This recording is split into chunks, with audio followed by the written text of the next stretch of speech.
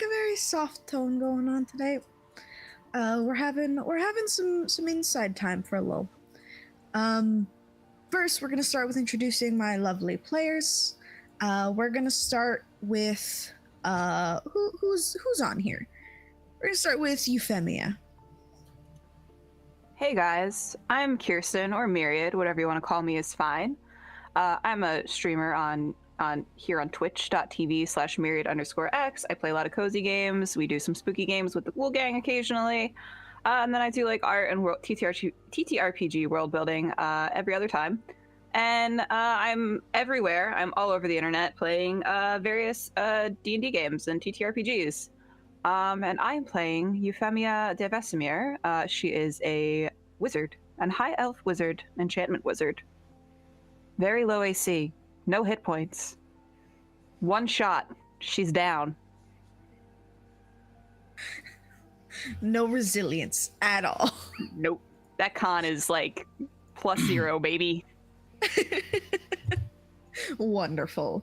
As you can see, Vermouth is not here today, but she is played by Furied Fate. I will do her introduction of go check her out on all the social media. She's also a part of the Ghoul Gang. Ant.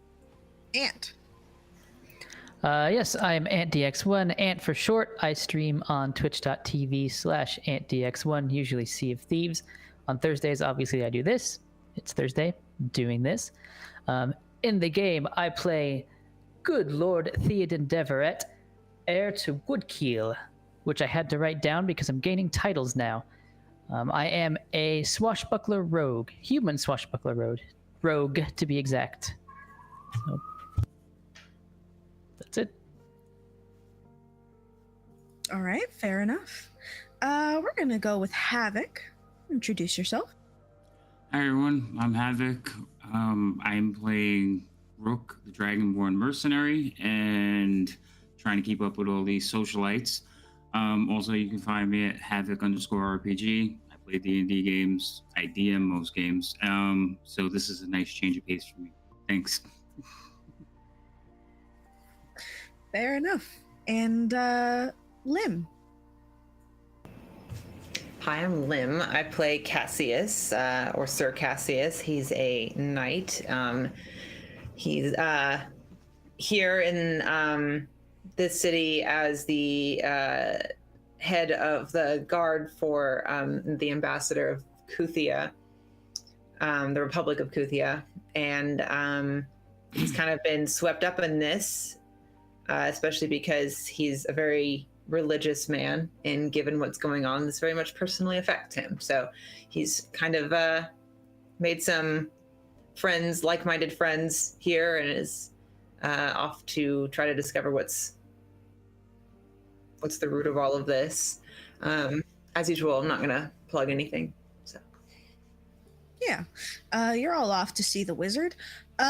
So we are going to kind of talk about what happened. About a week is gonna pass as we kind of go through what everyone did. But before we do that, Havoc, would you like to I thought you were going to forget. No, I All didn't. right. So all right, here we go. I'm just going to jump into it. I'm going to try to get through it. It's going to be quick, hopefully. So last week we had already discovered Thomas Archer. We brought him back to Tenya's house, and she was basically doing like an investigation while we all started talking. Euphemia started reading the children's book and realized it was a spell book that contained some blood magic in it. And then she told us about it. Somewhere in that conversation, there was a spell about firstborns, and she thinks her husband's going to be killed. So she's arranging us to hurt him so he doesn't have to fight and die, which is probably worse. But, so then we were ushered out because Tenya got tired of having a dead person in her house. So I left and took him to Burke, who got a sound thrashing by my voice because he sent me some kid to get killed. So while that was happening, they continued to have a conversation, and Lady Fourdain started acting weird because she was just looking sus. I don't remember exactly what was happening because I wasn't there, but I know something happened. And then Euphemia read her thoughts, and she said something about I should have told them. So then they started questioning her, and they got into the question about eggs and Raylon and Dragonborn. But I wasn't there for that either, so I don't know what the hell's going on. Then they all decided to leave, and Tenya was like, all right, get out of my house. There's blood on the floor. So then Cassius and Euphemia started walking away first, I believe. Or everybody started walking away, but Cassius and Euphemia walked away, and Euphemia started instigating her servant, Willow. Trying to set up Willow and Cassius, something about a dowry, and they should be friends, and they have actually a date coming up, which is kind of cool for Cassius. Then they went back to Euphemia's keep. Cassius had the bathroom scene because he took a bath. So steamy, you gotta go watch that because I ain't recapping that. So then Theoden, he went and did his he went and was talking to Khan, who made him mittens. Well, not mittens, a mitten. She gave him one of hers. So I think they're married now, but I don't know. And then he went and met his father, and he talked to his father. And his father's kind of shady. Like, one, he's a hoe.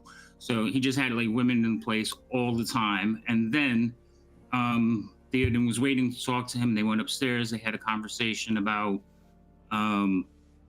like he is the new heir, so Theoden got a promotion. So now he is the heir for his family's house. Deverett, yeah. And then we had Vermouth. Now Vermouth she was with Lady Fordain, and immediately, as soon as she got her alone, she started questioning her, like, what's going on. Lady Fordain gave her basically the same confirmations and everything, but they decided to go get some necromancer named Violet. Violet was going to come back and bring, like, they were going to use it on the boy so they can ask him questions like who killed him, what happened to him. So Violet showed up. Violet looked like she was 100 years old. Figures her and Vermouth are friends. So they cast a spell, cost like 10K and some diamond necklace. They questioned the boy and they asked him. All the boy could remember was black cloaks, gray trim, red flower. I thought it was a rose, but Vermouth is insistent that it was just a tiny flower, and we didn't know, so he didn't say. So they questioned him, and then we kind of reconvened. Well, actually, no, we all went our separate ways at that point. And then it was I think that's everything far as highlights, but there was a couple of key things, like there's a t-shirt being made. Everybody pay attention, look for that. Something about we do ships. I think that's about all I can remember right now. Sorry. That was good. That was real good. For having no notes, very good. Yeah, that was impressive. Well, Honestly, I did look at them before. To write them down, yeah. Yeah. Fair enough. That was fantastic. Here is your prize. You have options right at the end, so you can let me know which one of those you're gonna want. So yeah, we are kind of headed into a week of downtime for our players. So I'm gonna let Havoc read that before we jump into what he was doing this week. Okay. So Havoc, what were you doing this week? What was Rook doing this week? So Rook was going to spend a lot of his time training because he's going to be competing with Rijat, Euphemia's husband. We're going to try and take him out so he can't compete in the tourney. So I'm not going in there just hoping to land the lucky bow. I want to make sure that he gets hurt. Not permanently, but hurt. So I'm going to be training, but in using that training, I'm also want to meet some of the people that are under my care, like the guardsmen. Just making sure that I get to know them, they get to know me, build that like soldier camaraderie. And then I also want to talk to like the people that we sent as volunteers to the Royals, and just make sure it's still the same, like they're training and they're just whatever they're doing. I need to know because I'm kind of curious. I also wanted to send the yarn to Euphemia because she is really smart, and I don't know what it meant. I forgot in the recap they pulled yarn out of Thomas Archer. They found it. So yeah, those are the things I mainly want to do. Oh, and I put an order in with Burke to get some armor made, so I'm waiting to see if that's hopefully done. Yeah. So I'm gonna tell you right now, you get your armor made. It is embossed and beautiful with all the with the whip sigil of the House of Fordain. Now that you walked in and just decided that you were gonna be captain, and it just kind of worked out for you, because you know the Lady of Fordain's side piece, so that worked. Who may be a doppelganger. Who may be a doppelganger? Who knows? Who knows? Yeah, so you can get that done. You are able to train and kind of refine your skills a little bit. Burke is able to like tell you what to expect from like the tourney. It is kind of a general fighting situation where, you know, swordsmanship, lances, that kind of thing. Horseback riding. It's just a whole lot of like showing off. You have no magic, so he did mention to you that there are like feats of magic that you can do to join the tourney, but that really didn't apply to you, so you were kind of like meh. So you want to talk to the two people that you sent into the Kingsguard? Yes, notes are at work, so I don't remember their names. It's okay. You started kind of talking to them. As you do, you kind of realize that they have actual information, and they start to tell you that the Kingsguard has begun to assemble in a strange type of way. They have separated each, about a group of 10 to 15 men, into the regions that they were born in. No idea why, but they were sorted into the Etbordi, which is the region of the Fordains. They were sorted into this kind of Etbordi brigade, for lack of a better term, and they were just kind of put there, and they have been training the same way. It's just now they are training with people of the same region.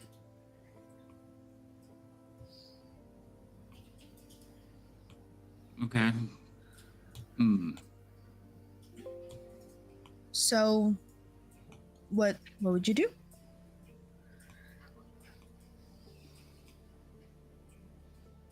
And did they tell me what region? Yes. So they are part of the Etbordi region, which is the region of the Fordains. And everyone who went into the like Kingsguard got sorted into like a group that is of that region. So they kind of took a bunch of guards and then just sorted them by where they grew up.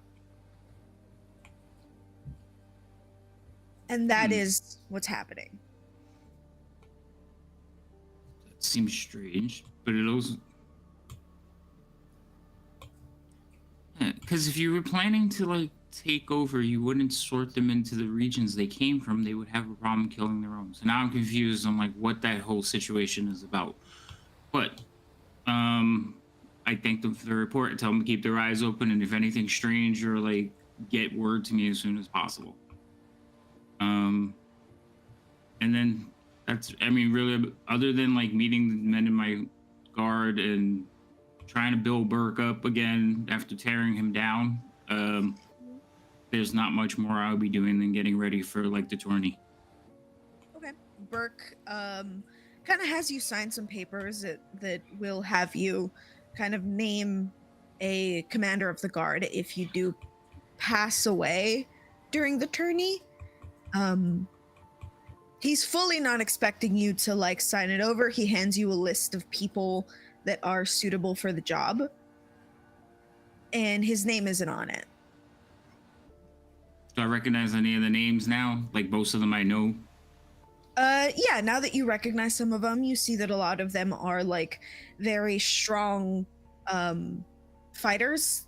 Some of them are strong archers. They all have their own kind of individual strengths, but you would know that not a lot of them are paperwork kind of people. Right. But they are.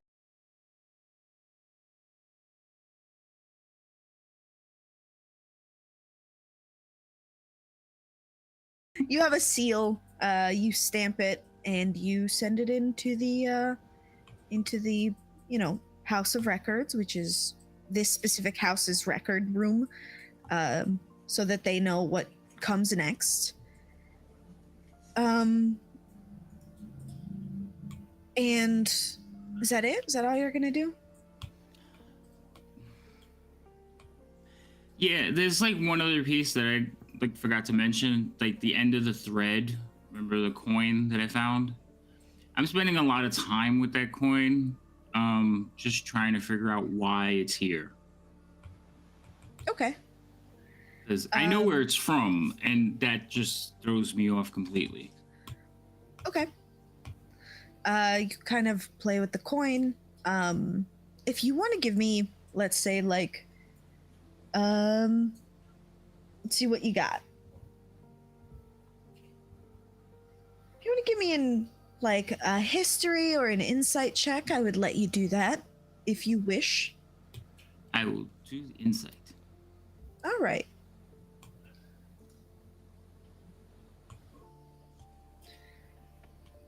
With an 11, you kind of pass the coin over and over. You kind of think about it, and nothing really comes to mind. Nothing that would make any sense to you, and it just doesn't. It doesn't fit. That's really all it is. Yeah, okay, that makes sense. Because I feel the same way. Great. So is that it? Yeah, that's it. I don't want to take too much time. Okay. Euphemia. Yes. What is Euphemia doing during this week? So Euphemia would be gathering allies, or at least attempting to. And I think she sort of has realized that this situation is a bit more dire than they had thought in the beginning. And that means she is unfortunately going to be swallowing her pride and reaching out to her family, the Kells. And then she is also going to be trying to figure out why and how the Temple of Knowledge acquired so much power. She places a very high importance on servants and the abilities of a servant and the knowledge of a servant. So I imagine she would sort of have Marta and some of her more trusted servants sort of reach out their feelers, just to try to gather information. Just because it would look suspicious on her part if she herself goes around asking those questions. Okay. I'm gonna roll for some of these guys. Mm-hmm. So these are all individual rolls. They're not three. So if you want to give me an intelligence, or that's for them. Don't worry about that. Intelligence or history check, I will let you do that. 24. Okay, so that is going to help them. With a 24, so they rolled pretty okay. Pretty okay. They rolled pretty okay. They come back to you and they start to inform you that the reason that they've just been an ancient institution here. For a very long time, they kind of helped settle what was the Oshetia, what is now the Oshetia Empire. Mhm. There was a lot more churches and other things that helped, but the main kind of overall religion was the Temple of Nahalich, because it's a temple of knowledge. It is, temple of knowing and all knowing and past, present, future, everything that could be. So it just seemed like a really good church to instill in the country when the country was recovering from a devastation, of gods choosing this plane to fight their battle, right? Mhm. So it just seemed helpful. They don't really know how they got so powerful in this last decade or 2 decades. They don't really know. That's not something that they have knowledge of. But as I've said before, you would know that when the old king died, the temple was kind of there to take over the raising of these kids. Mhm. So that is how they got power right now. They kind of indoctrinated these 2 children at a very early age.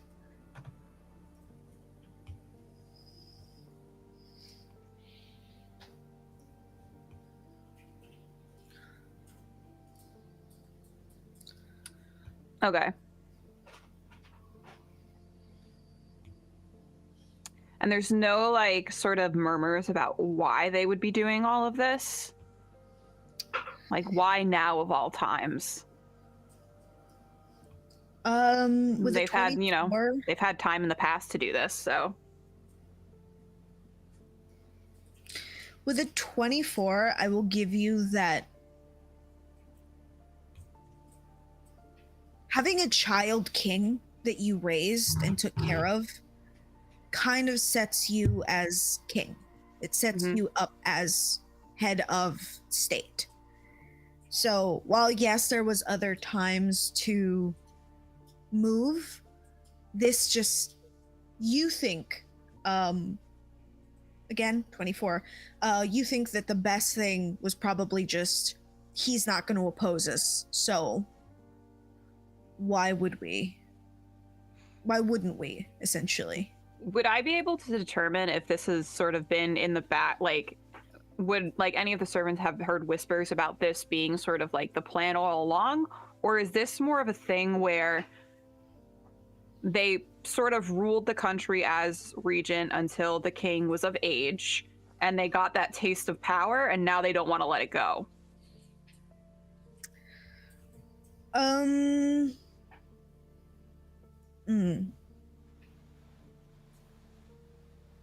Give me an insight. Yeah. Insight is what I'm going to give you. Guess you could have also done religion if you wanted. I am actually better with religion.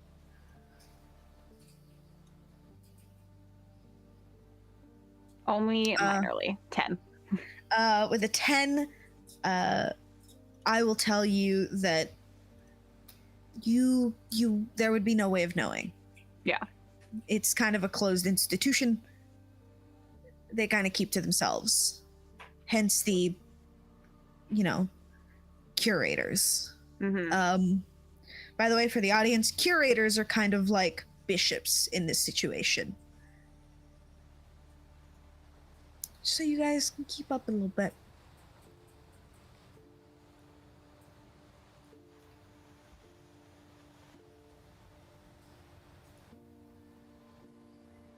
And the curators, and there's a higher position, right?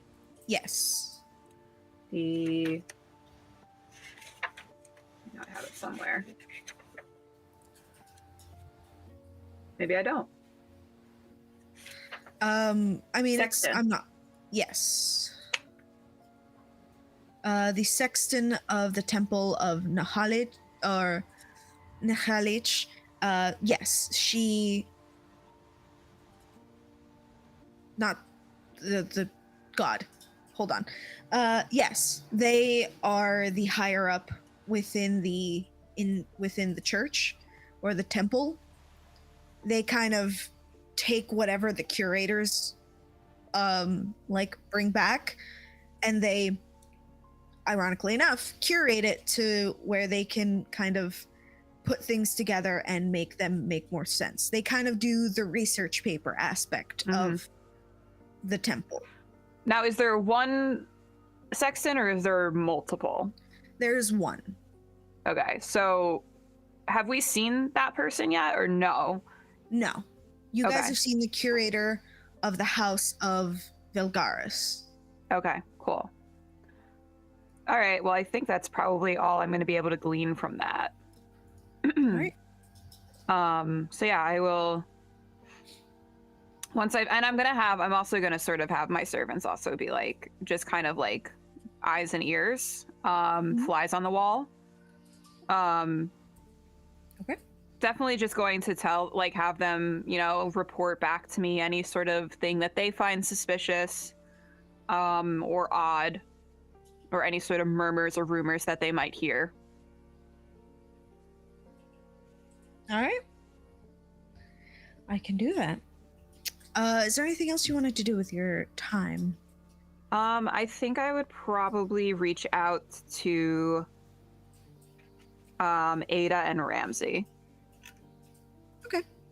I mean, they are right there. It's not very hard to get a hold of them. Mm-hmm. How do you reach out? Like a letter or?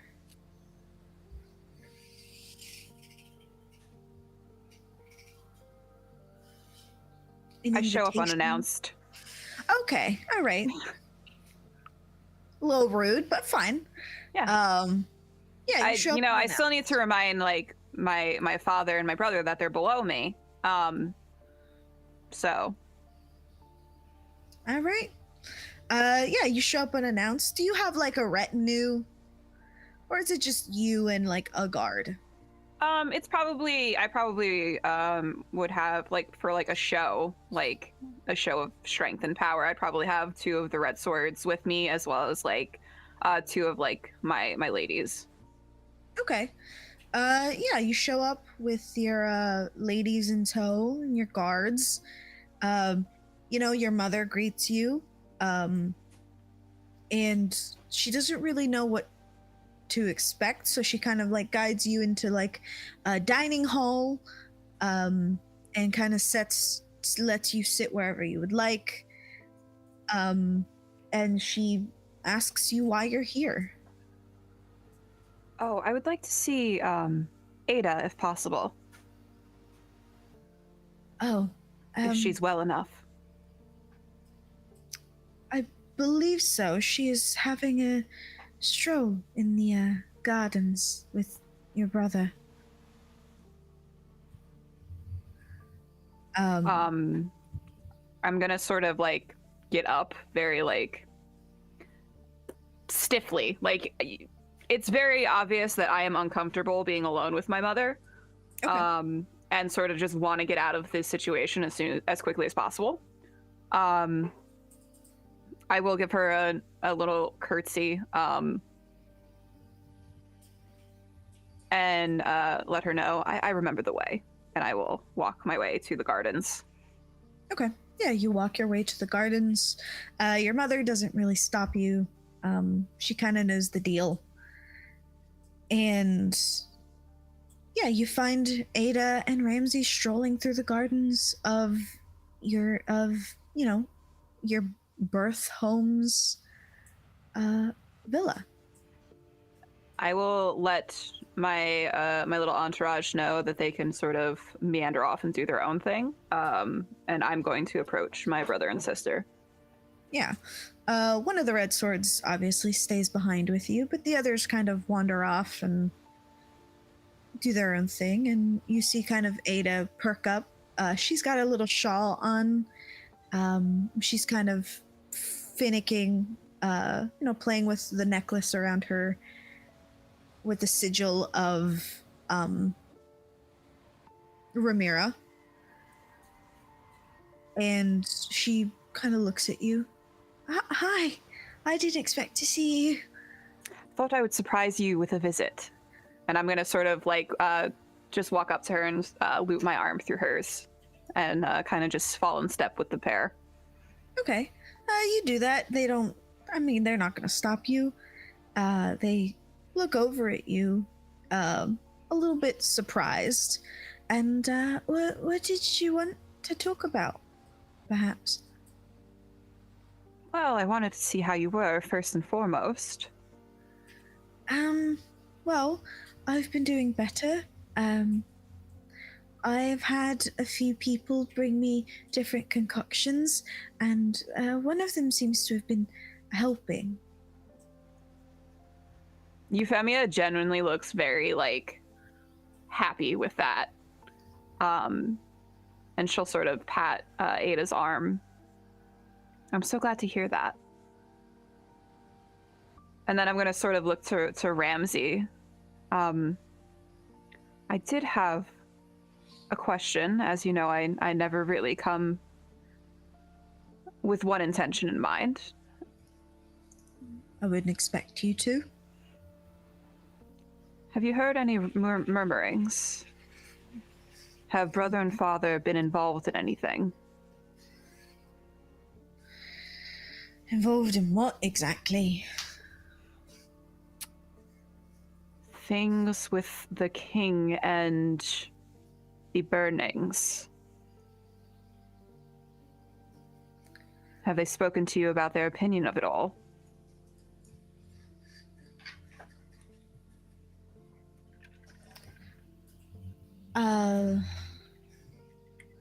Well, a few nights ago, he looks kind of over to Ada. They told Ada to stay inside. Something was going to happen, and we did. Do you know what happened? Nope. You know, our father and our brother keep to themselves when it's convenient. You know they'll listen to you if you speak up. More than they would us. And I'm going to sort of gesture to Ada and I. He, like, nods. Yeah, after, maybe less so than you think.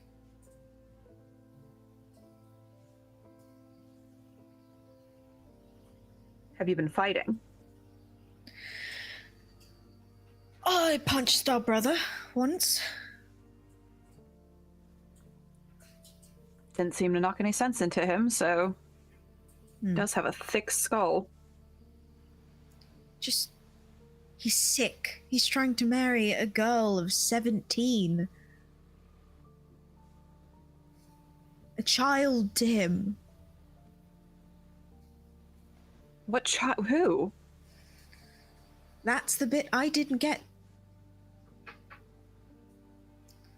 They said the age, and I kind of punched. Do I know anything about what happened to Barkley's wife? What do you mean? Because he's married, isn't he? Already? Yes, And he has children? he does.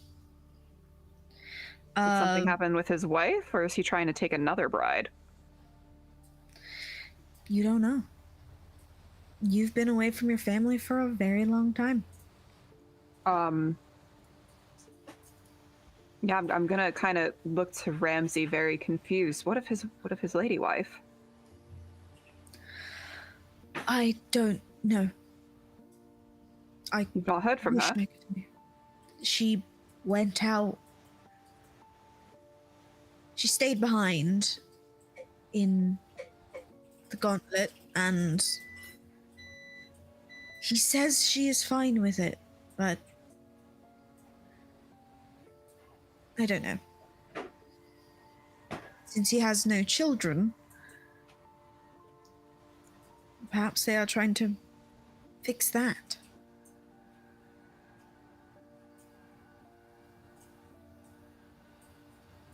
Would I know anything about how, like, the temple might view that kind of thing? Taking a Yes. second wife when you already have one? So you would know that Barkley, the way that he had kids was he had kids, then he got married. So technically, those kids are illegitimate and cannot take the gauntlet. Mm-hmm. Because he does have children. The church doesn't really care so long as all parties are consenting and dowries are paid and the girl is or person is taken care of. Okay. But it is very one-sided, where a woman cannot have two husbands. But, you know. Do I know of any sort of... Would I know of any 17-year-old girl within the noble houses that my father and mother might pair Barkley up with? I'm going to say give me a history check with disadvantage. Because you have been away for so long. 15. With a 15, you would know that there is a lot of girls around that age. And you know that some of those were on the list that Theoden got. One of them would be like Maud de Telet or Clelet, which is, I gotta use my linguistic skills for something. She is kind of a 17-year-old girl of a vassal house of the, like, Linnaeus. So she is kind of the daughter of a baron. Samira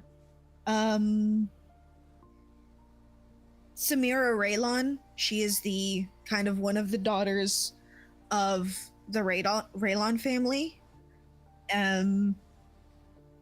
She's not very, she's not very active. She's just kind of around.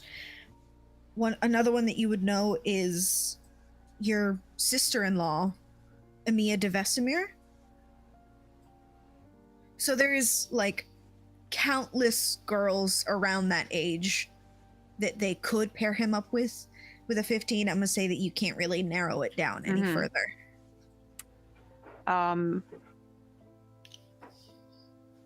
Yeah, I'm going to look at the pair and be like, that is deeply troubling.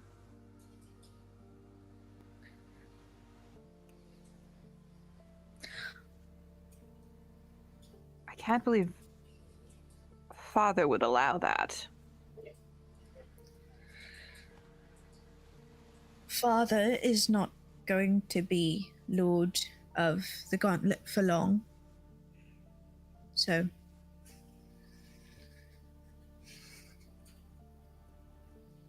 well, I want you two to be careful with who you trust. That includes our family. That includes me. Understood.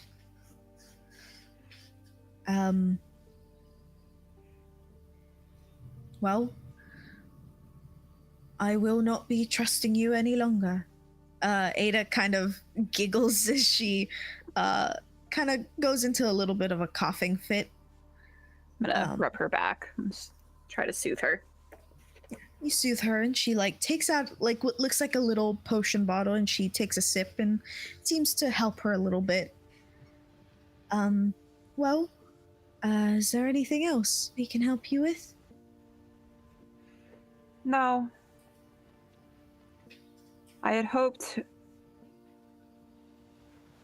that brother and father might not be muddled up into this mess, but I don't have faith that they're not.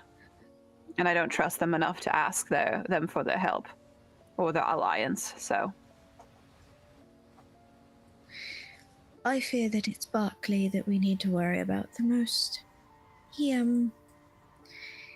He's become more unhinged. and father is not in the best of health, so he can only control him for so long.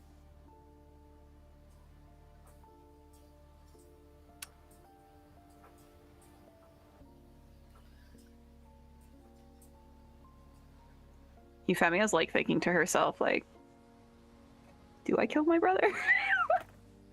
You're just killing brothers left and right here. Okay. Join the club. Euphemia is going to just take that note that of Barkley's sort of like mental status as of right now. Okay.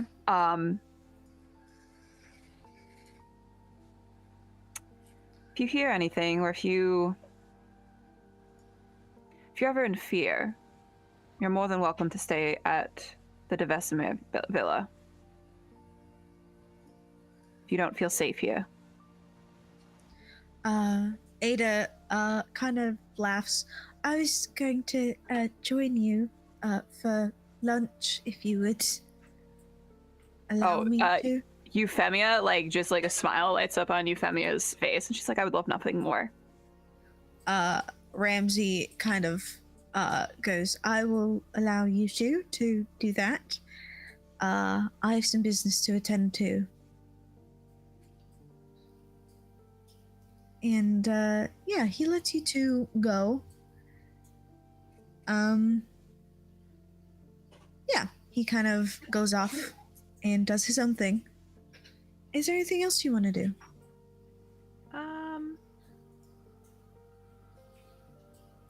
Oh, so did Rook send me that that string during the week that He would have, yes. Okay, and then also at the end of last week's episode, Vermouth said that she was going to send word to me about the cloaks that Archer had described. I would like to see if I can do some like checks regarding those to see if I could determine what sort of alliance that the cloaks were. Okay, yeah. And then also try, I think from what we know about like the blood magic and stuff, my assumption, like player assumption, is that the red string that Rook found in Archer is linked to, it's basically the physical embodiment of whatever sort of link that Archer had. Okay. But if I can make some checks for that. Yeah, give me Arcana. I'd say if you want to give me like 3 Arcana checks over the course of a few days to kind of start deciphering it. With a 22 on the 3rd day, if you want to, you can give it to me with advantage. Ooh, I'll just roll that one again. We'll take the higher. That's fine. 20. Okay. So 19, 22, and 20. Over the course of a few days, you start to like decipher it, and you kind of, Willow and that everyone else, if you would trust Willow with this, yeah, you guys could kind of figure out and puzzle together that yes, this is kind of what happens when you link someone, is just that kind of just appears. Mm-hmm. And nobody really knows why. She would note that like before they were just like kind of thin threads as opposed to like thick yarns, so she doesn't really know what's up with that. What the fuck is up with that? But other than that, she's just kind of, you can figure that out. As far as the cloaks, you would have no way of knowing. There's not something that you guys have dug up or understood about that bit. They're just kind of black cloaks. You would know that a red flower, as he described poppies. Could be poppies for Boros. Yeah. But that's it. We don't know. We don't technically know what kind of flower it is. It's only our assumption that this is what it could be. Yes. Okay. Because the ghost didn't know. And she started the conversation with, you're dead, which is like rule number 1. Don't do that, you know? Don't scare him. he's scared now. He's scared. I'm scared now. And yeah, like the rest of the time when, when Euphemia is not trying to play little investigator, she is sort of spending time with her family. And then of course, when Ada comes over, she's definitely going to like make a big show of, oh yeah, your Aunt Ada's here to the children. Okay. Kids love her. I'm not gonna roll for that. She's lovely. She is. And if that's all you're gonna do, we're gonna move over to Theoden. Theoden, it's been a week. Well, what's Theoden doing? What's Theoden up to? It has been a week, a very, very busy week. Lots to do, of course. I would say it probably boils down to 3, maybe 3.5 things. So I guess the first thing would be sort of, I had promised her back in episode 1 or 2 that I would actually look into what happened with Lady Dane's family and how, like, if there was any reason or what the sort of background of my late brother's treatment of them was, and then why. It's anything I can figure out about that, and Okay. maybe how to make it right. We can take these one at a time. Yeah. If you want to give me I would say you might have to like coerce some people. So I'd say you can give me like a deception, persuasion, and like investigation. Like those are your 3 options. Sure, probably persuasion here. Oh, I think I did it right this time. Oh, nope, I didn't do it right. Do I have... I'm gonna take one of those, if that's all right. Remember, you guys have inspirations, so you can fully just use them. That's not much better, but at least it's not a natural one. So you're gonna give me 3 of those, so you can kind of investigate that. 2 of those. Okay, so do I do one of each? No. So you just pick one, and that's the one we're gonna roll with. Okay, yeah. So I will do 3 of those specific ones. So I used one of my. Let me mark off one of my inspirations. Well, I'll just keep it in my mind for now. Oh, there it is. Okay. It's doing so well. Okay, we'll go again. We'll go again. 23. I was gonna say with a 23, you can give me that last one with advantage. Sure. Let's see. One more then. Okay. 12, 23, and 18. You can start to piece things together. I believe I told you this when you were kind of ushered into your new chambers and new office because of the death of your brother.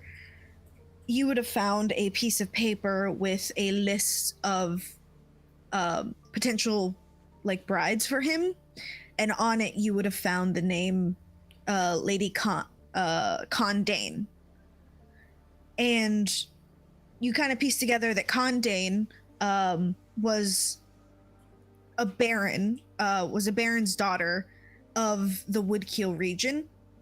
This region was known for like pearls and mining like minerals that go into like cosmetics that kind of exist in this world. So they just kind of, that was what they made their money on, and they were becoming pretty successful. And the brother of this all you can piece together through like talking to people and kind of looking through your brother's papers. Her brother or eldest brother made a deal with yours, with your the heir to Woodkeel, that they would deliver constant like minerals to the, what's it called, to like the state essentially, and that would be their payment of tax, because they don't, their way of paying that was just giving you the minerals and giving you that. They couldn't pay you in cash, they just had the mines. Her brother, notorious gambler, kind of lost a bunch of those mines, and their way of getting that back was selling her off. I got real loud. Their way of dealing with that was selling her off, but she didn't have a dowry, she didn't have anything, and her brother and father died, and now she was just kind of left alone. Her mother, who was of the dredge, returned back to her family home, and she was just kind of left to starve. And that's when your brother took Khan under his, like, as his spy. Okay. So what happened, if you don't mind if I probe further, what happened to the mines then that I guess the family still had some? Did those get repossessed by the crown, by us? Who controls those now? So currently, heir to Woodkeel owns those. He just took them and took her, and that was the end of it. Hear myself. My God, is that what I sound like? Don't like it. So that is all that happened. So technically speaking, you currently hold those mines. I hold those mines. Okay. Good to know. All right. I guess my next sort of thing on the list there was going to be looking through looking through my brother's records in general and getting a general idea of what I actually have to do as heir, sort of, on the job training very, very quickly, hoping to hit the ground running and all those other management cliches. You hit the ground running. You start to look through things.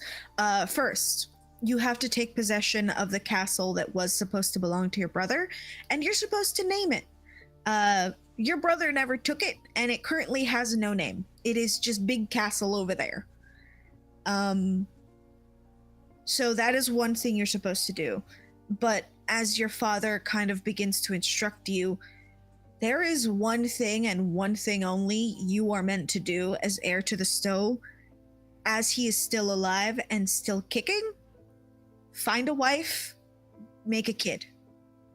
That is your whole job right now. And your brother failed at it miserably. We're actually the tout rather than the Stowe, but same thing. Oh, the tout. My bad. So that is, I mean, he had a child, but obviously we weren't satisfied with that particular outcome. Well, let's see. So the third thing that I had, it occurred to me, and therefore it occurred to Theoden, that hopefully we'll have a new king, and that the king will not have an heir, or not an heir. Of course he won't have an heir. He's like a child. He also won't have a wife or any sort of prospective bride, because I think the end goal is that the other two sort of go away. So he thought to investigate whether or not either of his younger sisters might be people he could bring in and pitch at some point as like a potential suitor for the young, hopefully king to be. Theoden is settling into this role really well. You can have a conversation with whoever you would like about that. You would know that Thea and Cora are both waiting for you to make a match so that they can then go up in status. That is kind of how that works. That makes sense. So what do I know of their personalities?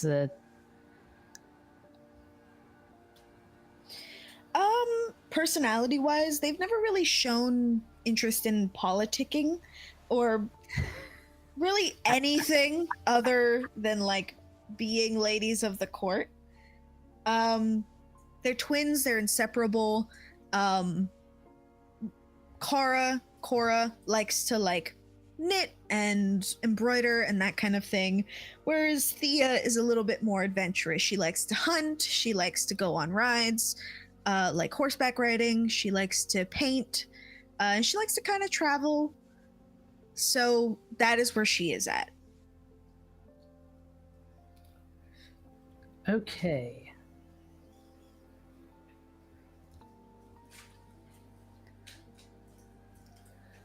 Joe, I guess I might have a conversation with Valerie about things, because I'm curious what her thoughts are on everything. Okay. You can talk to Valerie. Sister, how goes it? How are things at the Belmore estate? How are you dealing with all of this chaos that's erupted? She is kind of futzing with her hair, and she's like surrounded by papers. Our brother did not leave much room for improvement, to be honest. Actually, he left too much room for improvement because everything is in shambles. So, Oh, I'm having a great time. I see. Well, that I'm glad to hear that. It sounds like I thought I would have a lot of responsibility, but it sounds like you've got more on your plate than I do. I've got pretty much the one objective. You seem much busier. Yes, until you get a wife, I have to do all of this. Because, in my opinion, men are idiots, and if you show them numbers and then women, they don't know which way to go. So I told father to give me the numbers, you find a wife, I will do the numbers. And then we can give it to her. And that's the situation at the moment. Sorry, what did you need? That is perfect. Oh yeah, I was wondering how Thea and Cora are holding up at court, how they're doing, just in general. If you have any insight, you know what? Are they able to keep a secret? Yeah, she starts shuffling through papers. Yes, I have information on that. I wouldn't trust Cora with the keys to my dresser. Thea, better off, honestly. Smarter, wiser.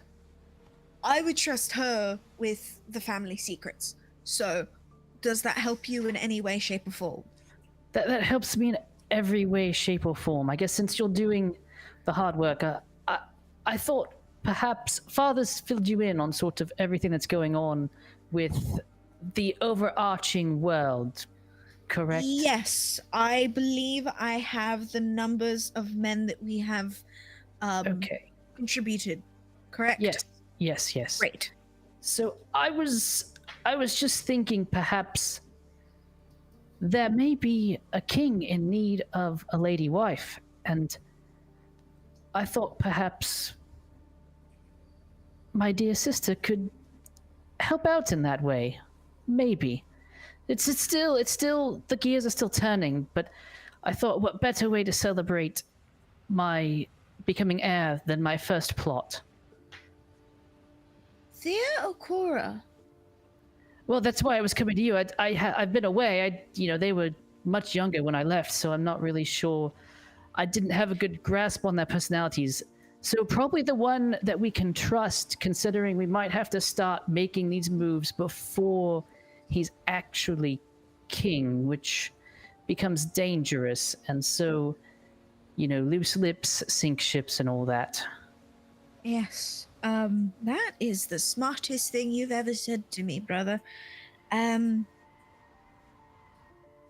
Theophina, I will see what I can do to encourage her to come to the next meeting with her potential suitor.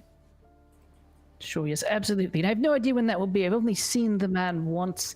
He seems like a pleasant fellow, and the current king doesn't really like him, which is kind of another point in his book. So hoping he's a good fellow and not just sort of a pawn someone else is using for our benefit, but could be a good match. I think that if he's a pawn, the Athena can use him just as, well, the church is using our current king. That would be helpful. Yes, I'd rather. Honestly, I think we'd make less of a meal of it than they have. They've really jammed things up here. Yes, well, I will get to that. Is there anything else? No, it seems you're very busy, much busier than I was expecting when I came here, let me tell you. So you're doing a fantastic job. At some point when all this settles down, I do want to actually learn how all of this works. That is perfectly fine. Absolutely fine. Mostly because you have one job, all right? Sure. I've spent 10 years trying to get our brother to do the job that he had to do. He didn't do that job. So now I'm taking part of your job so that you can do that job and only that job. Okay. Message received. Thank you. This has been so enlightening. Enjoy.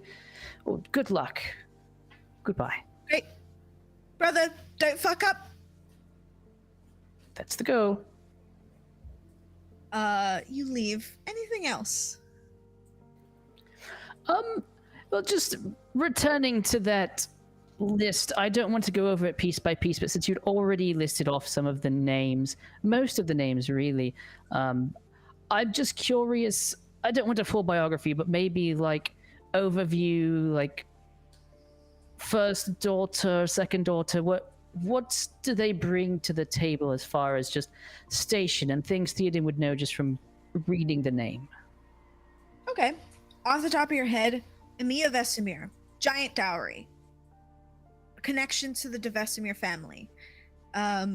She is kind of favored by her father, and her brother, who is heir to the Stowe. Everyone kind of likes her. She's just pleasant. She kind of likes to spend a bunch of money, to be honest. You would know that by the vast amounts of dresses that she owns. Samira Raylon is the eldest daughter of the Great Lord of Raylon. She's not really much to say about her. She's pleasant enough.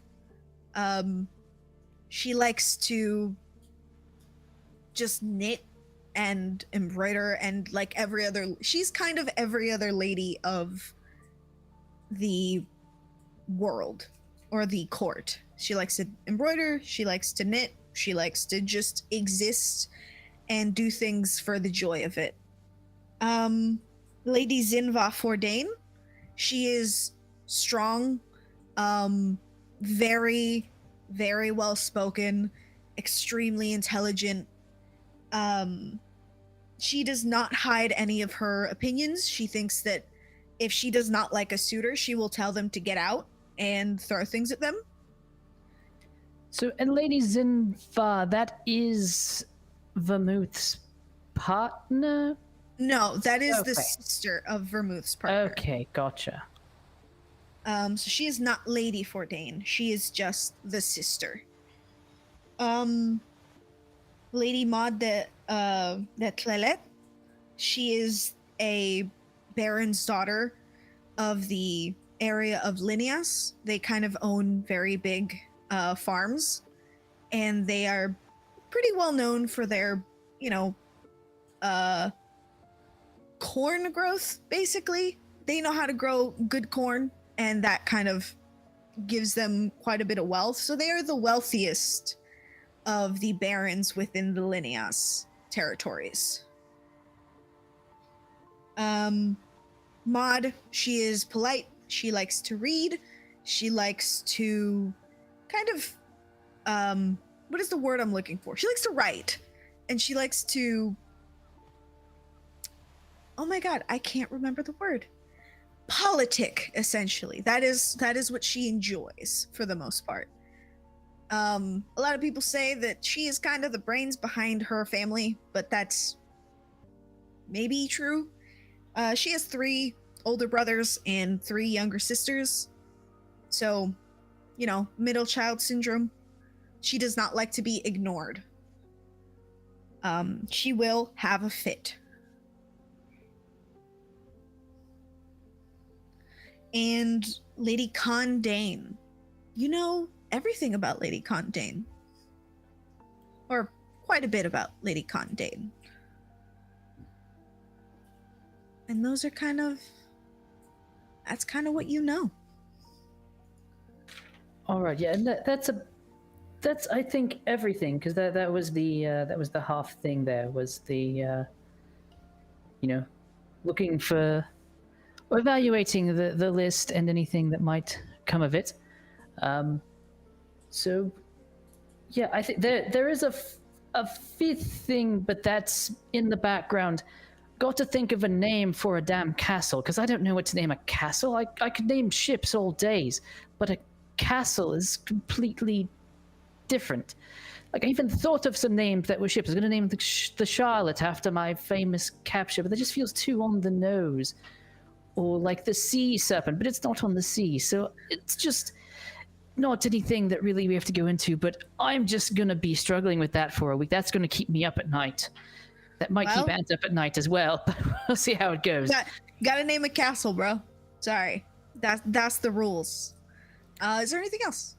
I think that's everything. Obviously, if something would interrupt as far as our tasks or anything from the group or from the hopefully soon-to-be king, I'd drop everything and do that. But aside from that, yeah, I think that's everything for me. All right. Cass. What's Cass doing in this week? What's he up to? Cass, well, for one, he, definitely goes back and talks to Bernard about, filling him in as to what's going on. I think he will tell him most of the truth here. Like, he doesn't really, I can't think of any reason why he wouldn't tell Bernard, like, what they had discovered. Okay. So he probably would tell him about these eggs, though, he would be referring to them as just eggs, because he doesn't know. And so I don't know that if Bernard would stop him at any point and be like, WTF at any of that. But he would probably honestly pretty much everything at this point, since it's kind of some downtime. Okay. Bernard, it seems that every time you bring him information, Bernard kind of takes it with stride. He doesn't blink at it. He just accepts this information and kind of, it seems like he's clicking it in. He doesn't stop you. He doesn't say anything. He's just nods along and tells you to go off and do what you were instructed to do. Okay. He would go do that. He's not the type to question his boss or nobility, though he has done that in the past. Sorry, Theoden. He yelled at Theoden. But yeah, he wouldn't question that. So other than that, I think there's 2 things he would do specifically. One is, like I said, I think he would try to go experience the city a little bit. So one of those things would be going to a tavern nearby and just trying to meet people.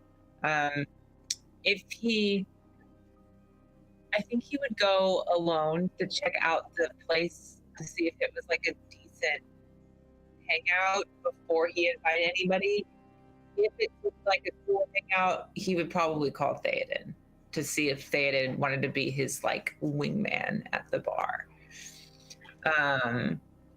The other thing he would do, and this I'm just saying this so that we can do whatever order, is I think he would try to find some of the king's main military. I don't know if it would be like just a soldier, or like if they have a meeting place or a training place, something that he could kind of go to their barracks, so to speak, wherever they hang out, maybe after work. I don't really know if they have an after work, but and try to talk to them. And the main goal of that is, I feel like if anyone would know if a military is planning to mobilize any kind of sizable force, that Cassius would be able to tell something like that. As far as a mobilization to leave, or some kind, or more of a mobilization for a defense, I just think that'd be something he would be able to pick up in decently well in hanging out with active military.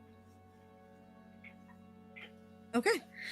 We can take those in order. You can find like a really good spot. It's got good food, it's got good beer, it's got hard liquor, and it's got women. Which is Maidens. It's got maidens. And That cracks me up. currently you are maidenless, so Yeah, he's maidenless. Yeah, you kind of find this hangout. After a while of like hanging out here, you do find that this place is really fucking fun. It's like it's happy, it's got music playing, it's Popping. It's popping. This place is it's great. And you see kind of this girl, or this woman, she has like a nice little cloak on, and she like pulls down her cloak, and she's got like this brown hair. She's being followed by what looks like a lady, like a fancy lady who's whispering in her ear, kind of being terrified. She seems a little bit timid at first, kind of modest. She's got these like dark eyes, brunette. She's a little frail, a little bit thin, but she seems to be be looking around, and she finds a table that she sits at. One of the waitresses comes to help her, and after she walks in, you see that like countless guards in the city uniform kind of file in. Well, that's weird. First off, I need to see how drunk I am. Okay. So... if you want to roll me a constitution check, give me a save, actually. How do I roll that? So next to your so you should have 2 rows that says abilities and saves on your main page. Oh, on the right side. Gotcha. Yeah. And just roll that. Wow. 20. You are not that messed up. Like, you've been drinking for a bit, but they either water this down, or you have just been like taking it like a champ. It's that divine health, It's that divine health. With your luscious hair. Yeah, you're not that drunk. Okay, good. You've like drank I'm quite loose. a bit. Yeah. Did I leave to get Theoden or not? Yeah, I'll say that like you left to get Theoden, and you guys are in this bar together. So Cass would have come to Theoden and wherever he is, and basically pitched it as, dude, I found the coolest place. I don't want to get anybody in trouble, but I was recommended it. It's worth it, but I really don't want to go alone. Like, would you go with me? I don't know anybody. Sure, I can watch your back. I could use a bit of celebration anyway. It's been a good week for me, I think. I've earned some downtime. A good week? Well, that's good. We should celebrate. I would appreciate the company. I am not, you never know what kind of people are going to walk into a place like that, but so far, I have to say, there are quite a lot of maidens. Oh, are you on the hunt for? Hunt? Well, I would never hunt a woman. Well, okay. Are you? I understood your meaning. Okay. He's had a drink or two, so he probably smells like beer. I was just kidding. I understood your meaning.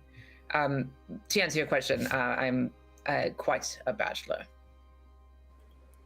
Oh well, yes. You seem quite eligible, I think. So yes, I would love to. I would love to help you in this quest. The noblest of quests, really. Oh, I'd like to think so as well. Thank you, Lord Theoden. Well, follow me. I'll show you the way. And Nice. Cassius is still in full armor. He doesn't know how to take it off. It's terrible. That is fine. You know, my house probably has some normal clothes you could use, and I'm sure I could help you with your armor if you don't want it encumbering you. Normal clothes. These are my normal clothes. What else would I wear?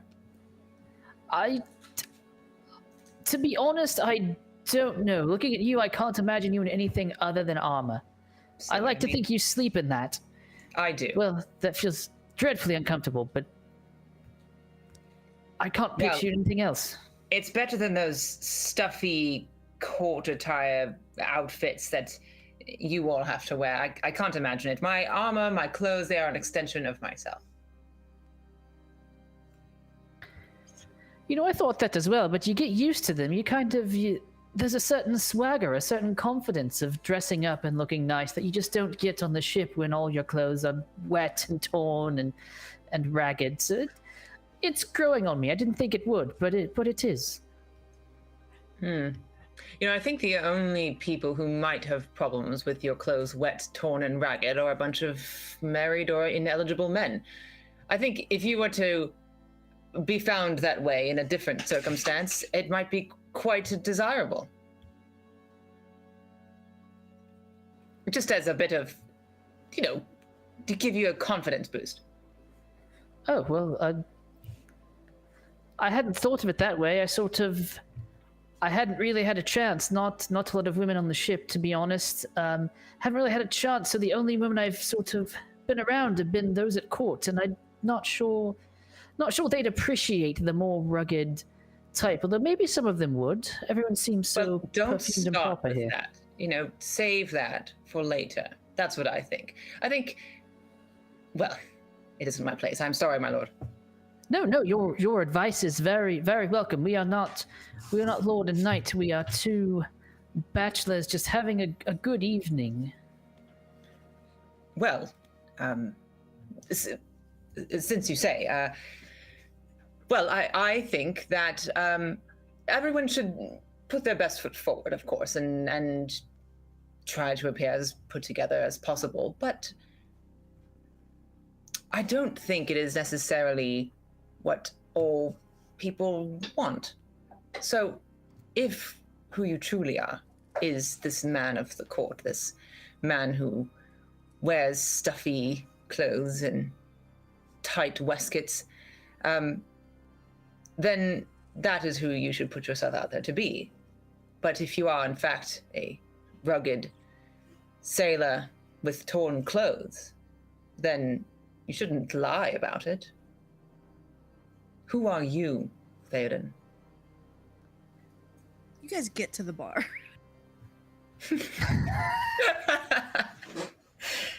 Why did you make Cass start talking? Don't make him talk. Because it's funny. You guys get to the bar. Cass, you do see that a lot of people, I think Cass would recognize that a lot of these people seem like higher ups within the military. They have like stars and like much more well-fitted uniforms than like some foot soldiers would have. Actually, for the girl, Cass, give me like, let's see what I can make you get. before I roll it, one of the things when we sit down and I bring Theoden a drink of his choice, despite the fact that Theoden has told them that they're equals, Cassius is incapable of treating him that way, so he probably would the entire time be like essentially serving him and protecting him and doing all the things he normally would with nobility. So he would bring him the drink of his choice and like kind of put it down and be like, it's even better than when I left it. Look at this place. Theoden, there's countless maidens in here, like a lot of them. Theoden honestly has logistical questions. How is the ratio this, I guess, slanted in our favor? I wouldn't say that out loud, but just in his mind, there's like, why are there so many eligible bachelorettes for like only a few men here? How does this even a thing? You know, Cassius sees the look on his face, the look of, how are there just so many women around here? And he leans forward and whispers in his ear, during wartime, when soldiers are on leave, what do you think they do for fun?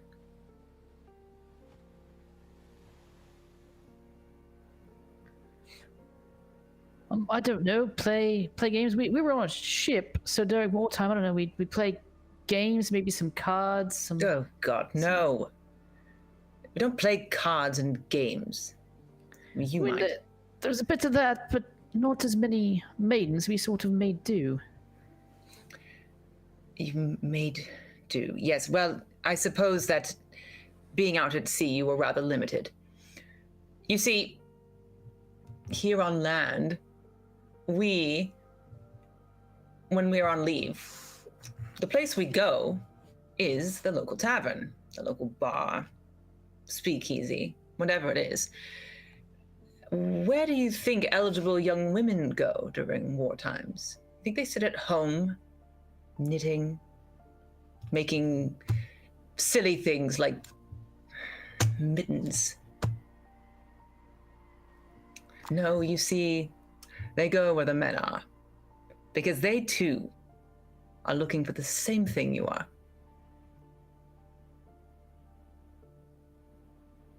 He just like drinks.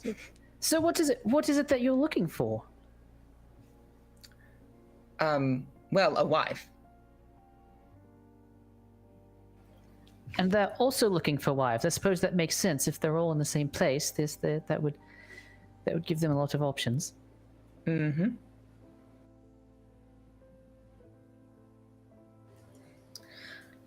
Cass, I'm gonna need you to give me insight. You kind of, or perception. Theoden, you can give me the same thing. Sure, I would be delighted. This was supposed to be short, but this is so entertaining. Short but entertaining. That's not me. I don't know what is.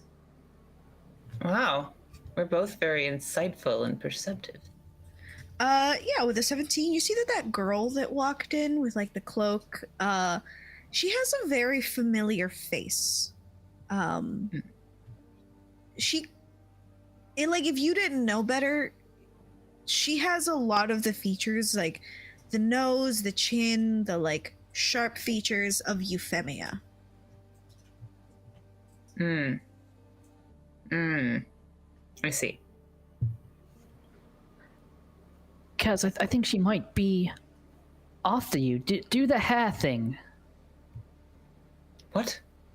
The hair you know how you somehow make your hair do toss. I can't. If I could do it, then I would. Your hair's longer than mine, my lord. Well, it's not. It's not the same, though. More luscious and full. That is a lie, and you don't. I do not lie, sir.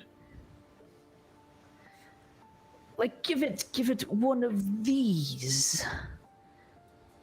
You mean, one of these? Yeah, exactly. Yes, that's You hear exactly. some women beside your table kind of just go, "Oh my god."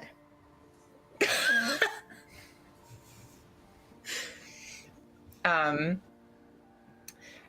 faced with the conundrum he's put himself in, he blushes because women are scary. He talks a big talk, but he, like that. Seems to. That wasn't me, was it? Let me do it again. Why would he do it again? Why would he do it again? I don't know, but I'm here for it. Yes, precise. Yes, you've. Yes, that is. You're a knight from a foreign land. There aren't a lot of you here. That's true. That's true. And they may never get another chance.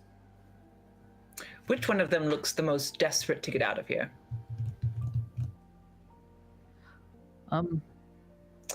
What do we And by go here, with I the don't- second most desperate? Oh.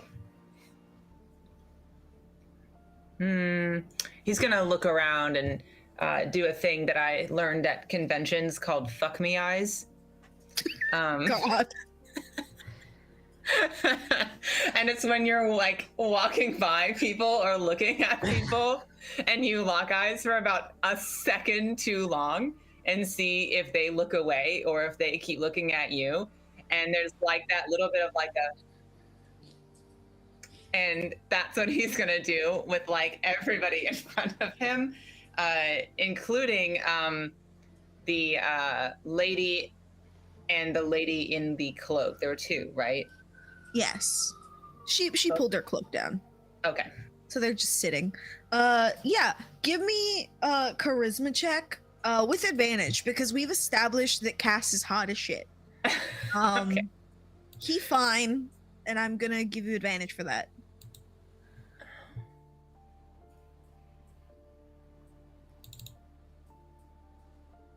Holy shit. Christ on a cracker. The nat 20 coming in for the Riz check, dude. Oh my god. It's all thanks to Theoden's suggestion. Theoden's like, do the hair thing. Nat 20. I'm dead. You do the eyes. Every single woman in here No. holds your gaze. No. But you see that the girl in the cloak kind of like giggles a bit and like shakes her head as she like takes a sip of whatever she's drinking. He realizes then how familiar she looks, and he kind of does like a little bit of a what? Hold on. Don't I know you? Theoden,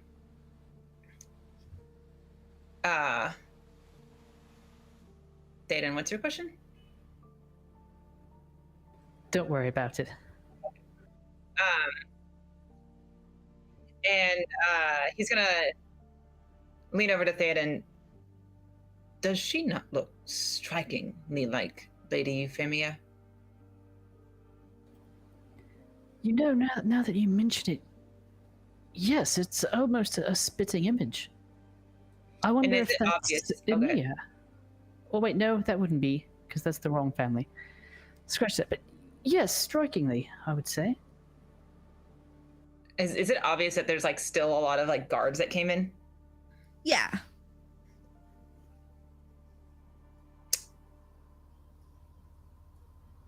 I think that would explain the presence of the security that just came in not long ago and at the same time as she did. Give me a moment, will you? And he's gonna get up. Get up, where you going? He's gonna. Well, first off, are the guards wearing any kind of house sigil? So some of them are wearing like the city cloaks, others are wearing like the colors of the Vesemir family, others are wearing black and red. Okay, well that would be pretty simple then. So he's gonna go over to the two ladies. And did he ever get her name? I don't know if he ever did. He saw her no. that one time. Yeah, he saw her the one time. That was it. Okay. So without sitting down or anything, he's just gonna walk up and do a bow. I presume these men are here for you? Huh? Hi. What men? The numerous associated with you. Oh, no. Well, some of them, I suppose, were given to me by my sister and my brother, good brother. But no. It's around this time that shifts change within the houses. So, you know, they leave and get drunk. That would explain why they're here. It would explain why I'm here, but may I ask why you're here? Because if I am correct, you are related to Lady Euphemia. You know my sister, how? We've come to know each other quite well over the last few weeks, actually. Well, that's wonderful. She's very kind if she is not barking out orders. But I find her lovely. Quite lovely. May I ask your name? I apologize. My name is Sir Cassius. Sir Cassius, I am Lady Ada, or Ada, as you can call me. Lady Ada, it's a pleasure to meet you. Pleasure to meet you as well. This is my friend, Lord. Would you refer to him as Theoden? I guess you would. Lord Theoden. There's another V. I forgot your last name. Am Deverett. I there dear. beside him, or are Deverett. you pointing to me at the table? Pointing at the table. Okay. She kind of whispers, kinda like- Deverett. It's Deverett. Deverett, yes. Well, I call him Theoden, so. Well, you must have a very, very lovely relationship with the heir to the tout. You know, in the last few weeks, I've come to know quite a few, and it's been very lovely. What they say about nobility couldn't have been more wrong. I wouldn't say that, but I suppose you could make that assumption. Well, when one knows Lord Theoden and Lady Euphemia, one perhaps has a very biased view, but both of them are quite lovely. What are you drinking? Well, I'm drinking dwarven whiskey, and my lady is drinking tea, like a bother. Just tea, then. Well, I won't bother you any longer, but it was a pleasure to meet you, and perhaps I'll run into you again. Perhaps. I will say, do go away. You're scaring the men away. I'm sorry, I didn't quite make that out. What? You're scaring the men away. So you could go. Oh, Unless you're interested, in which case, have a seat. is this a common place for ladies of your stature to go? I had a feeling it might be, but sort of a shot in the dark. Yes and no. I would usually be found somewhere higher up in the city, the nicer areas, but I find that they are boring and can never talk about anything other than anything. Actually, they're boring. So, you know, Don't have an interest in politics? no. Never. I suppose it's good that your sister is your eldest. Elder. No, I'm the elder. You are? Really? Yes. And... well, and you're unattached? Yes, I am sickly.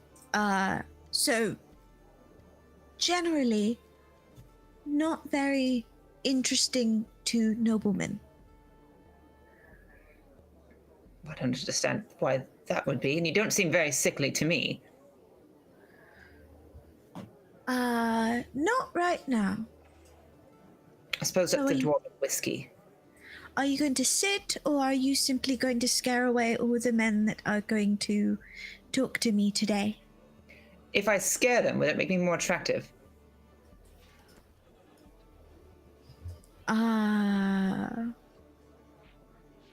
Will it make you more attractive? Mm. I suppose so. Then I'll stay. You see from like where you're standing, a chair kicks out. Just like from under the table? Yeah, like they were like closed. It's like a round table of 4. She just kind of pops it open. So he'll sit down, but like over his shoulder, it's definitely like his, like, you know, over his shoulder to Theoden, and he's just like,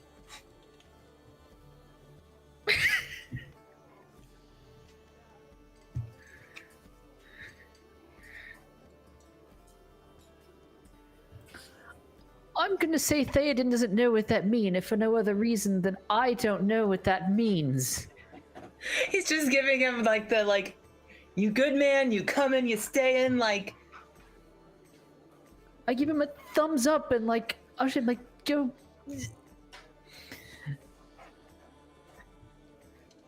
Then he eventually just like, Terrible friend. But send her over here. oh, okay. Yeah, yeah. Both of you give me perception checks really quick. Okay. Sure.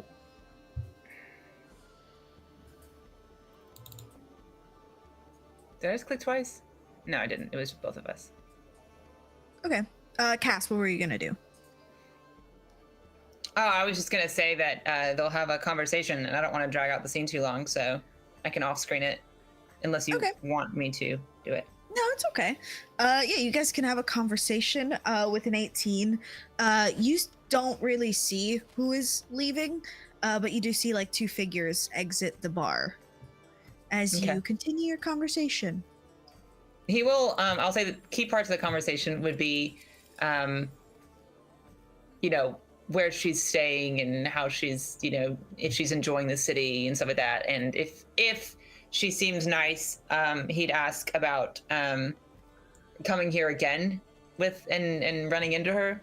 But you know, I'm not gonna take up a whole lot of time with that. Okay. Yeah, you guys can have that conversation. And as you do, you know, that is part of your week.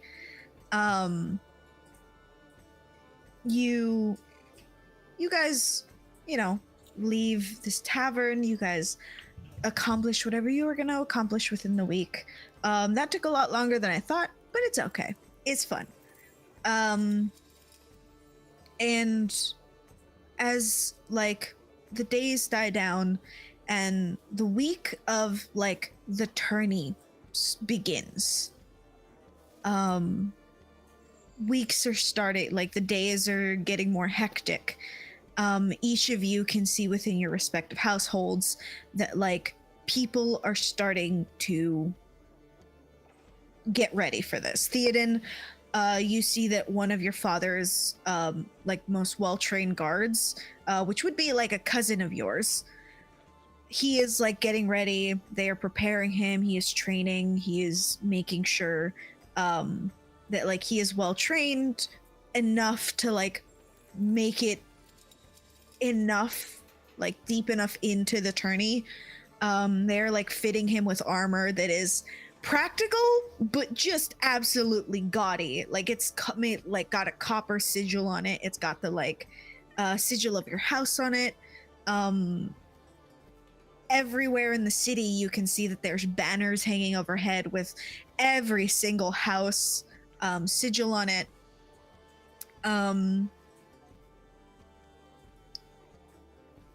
Rook, in the Fourdain household, your armor is being fitted even better, and you are being fitted for multiple pieces, because obviously you can't have just a single suit of armor. You are now representing the house.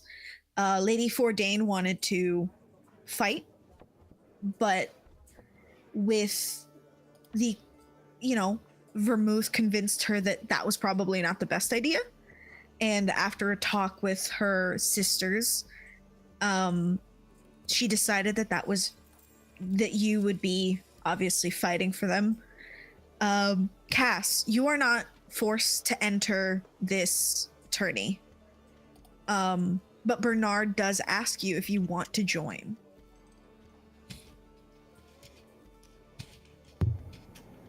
Is there any real reason to? There's a real reason. Like, there is like a very big pot at the end of it, so whoever wins does get like lands or cash, Nope. or like just doesn't want any of glory that. in general. Nope. Glory be to God. That is all. Okay. He doesn't join. But Bernard does, like, because he is technically a household within the empire, he does send like a guard to go and join the tourney. Euphemia. Rajat is preparing. Mm-hmm. And he has been in his study for days, it seems like.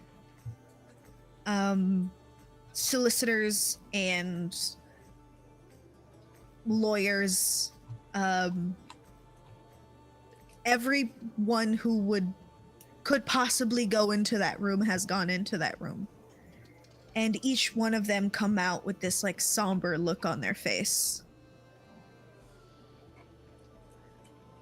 And you would know that he is preparing his will, essentially.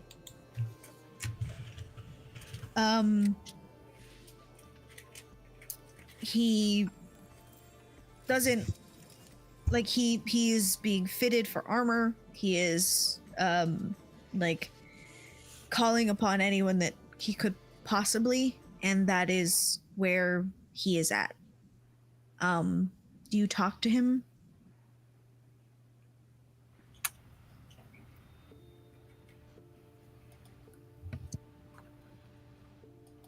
I think Euphemia, sort of like maybe like the first day or two,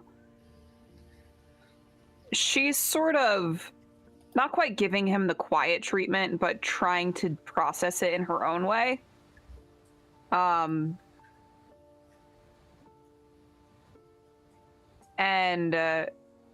then probably on like the third day, she'll sort of go to talk to him. Just like sort of quietly knock on the door of his study. Yeah. You know that you are always allowed to just push open the door and come in. She still likes to give like a little knock, like be polite. Yeah. But she'll push open the door and then close it behind her. Yeah, he's sitting at his desk with he has portraits of your children and you, and a family portrait that like sits at his table. And he is just kind of looking over paperwork and signing things as he looks up at you. He smiles and, what do you need? Euphemia is going to sort of walk over,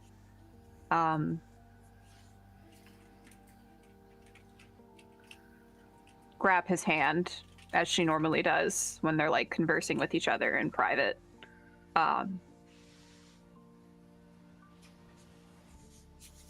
may have done something. Or proposed something. And I don't want you to be mad at me for it. Don't tell him. Don't tell him.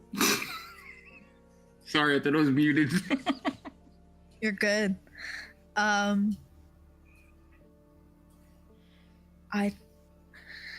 Knowing you, I don't know what to expect, so what did you do? You'll know when it happens. And I need you to make it believable. Are you trying to assassinate me?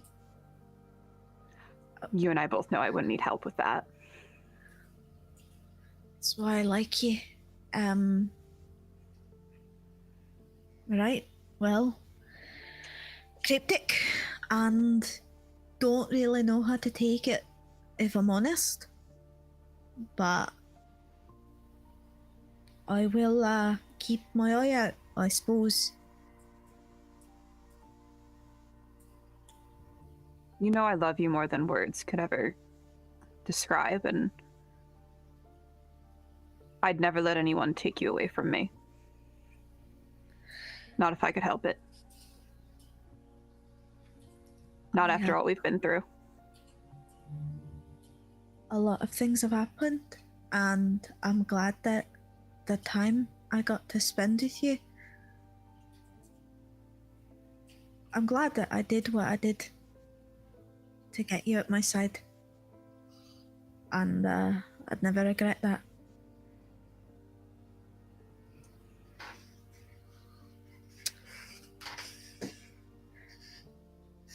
But I know. I don't think this is something we can change, though. Well, my dog's gonna start barking. You know I don't believe in fate, so... Right. Well, I know. I don't want to leave you either. I want to see our children grow up and be there when our children get married. But I don't think that's an option. I think it is. I'll make it be so.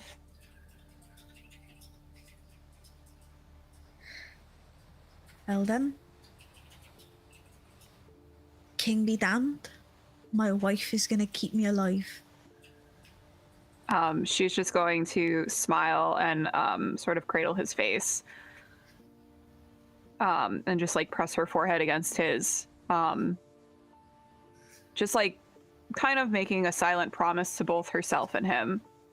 That whatever stupid plan that they have formulated, her and the rest of the group, it's going to work. And if it doesn't, she probably has a plan B, C, D, E, F, G lined up. Yeah. And then she's just going to,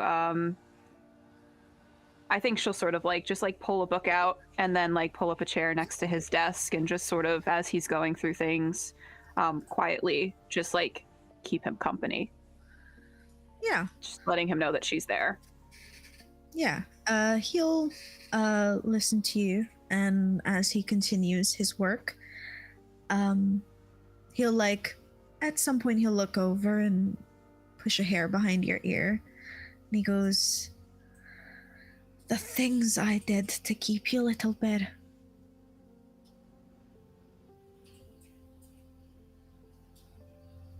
She's going to smile, very small, not like a wide smile. The things I'll do to keep you, things I've yet to do. Right. Well, read me a book. As we both know, I am illiterate. As he continues to write. She's reading some like just deeply wordy, unnecessarily wordy book on like philosophy. So she'll read that aloud to him. Yeah. For as long as he wants her to. Yeah. You guys stay there. He continues his work deep into the night. And for the time being, that's just where he sits.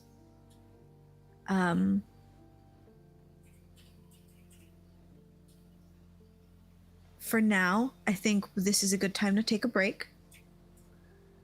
So everyone can get some refreshment, some food. Stick around, audience. I promise it'll get interesting, to be sure. But yeah, I think we're gonna take a break. Come back in 5 to 10.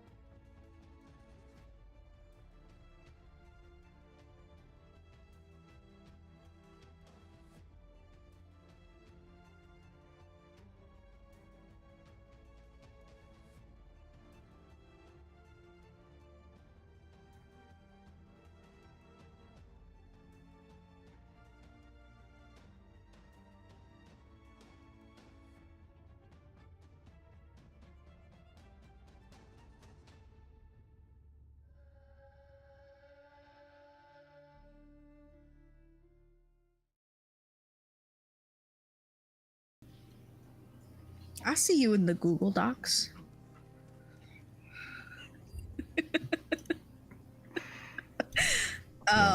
Go. Awesome. Great. Welcome back.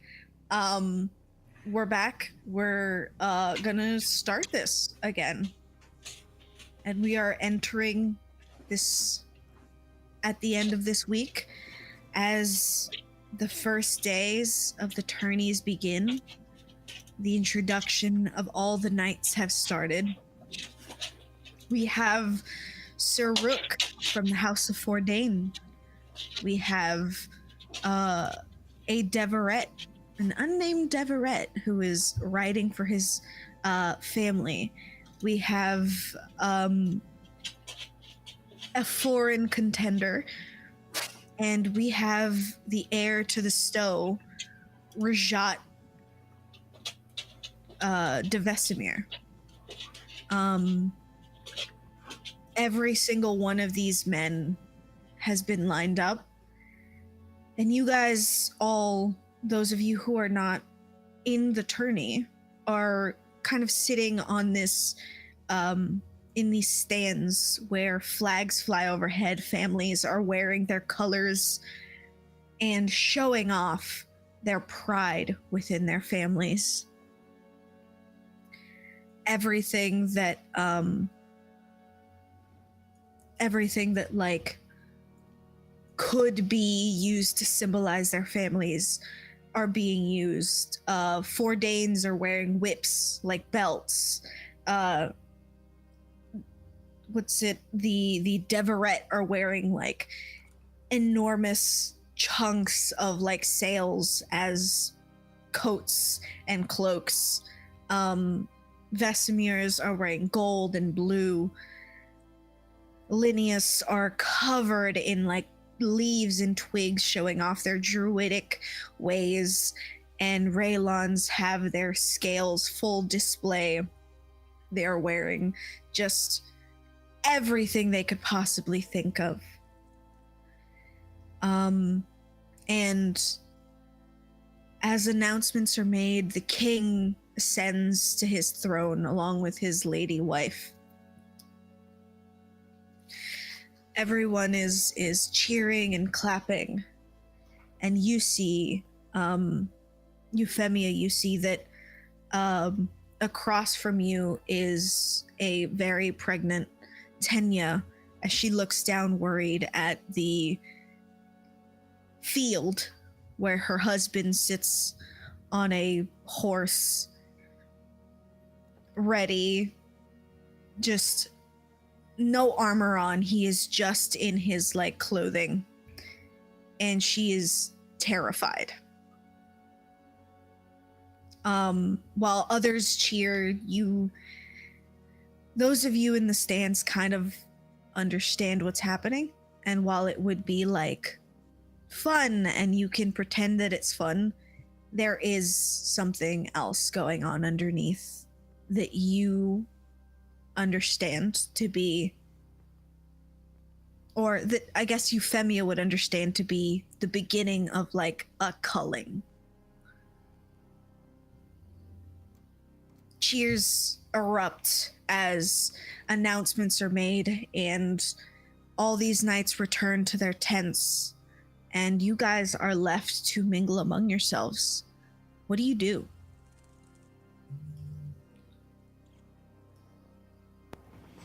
Is Bernard there? Yeah, Bernard is there. I'd be probably just near him then. Okay. I would say Bernard is near Euphemia, just because by nature of rank, that is where she would go. And you would also be near Theoden, because again, by rank, that is how it would go. Okay. Just because they are the top of the food chain. Yeah, he'd be in like full like employee mode, so he wouldn't be saying anything, but he would definitely be exchanging a lot of like knowing glances at Euphemia, because obviously he's aware of the plan.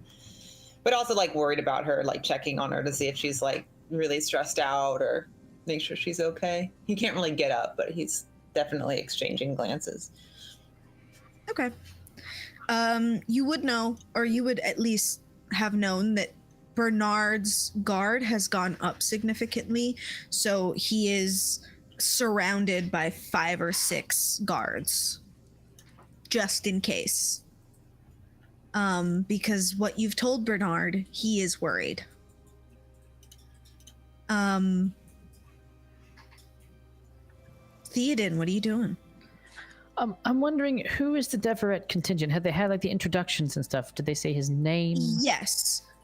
So you would know him as like your first cousin, I believe.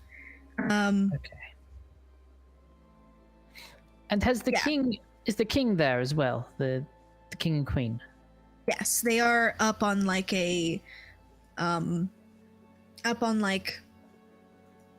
different part of the like stands where they sit alone, and it's just their throne surrounded by guards.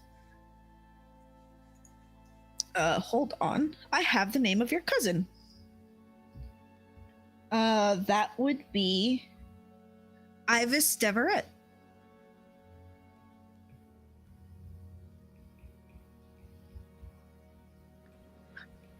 Yeah, probably just taking it all in, I would say.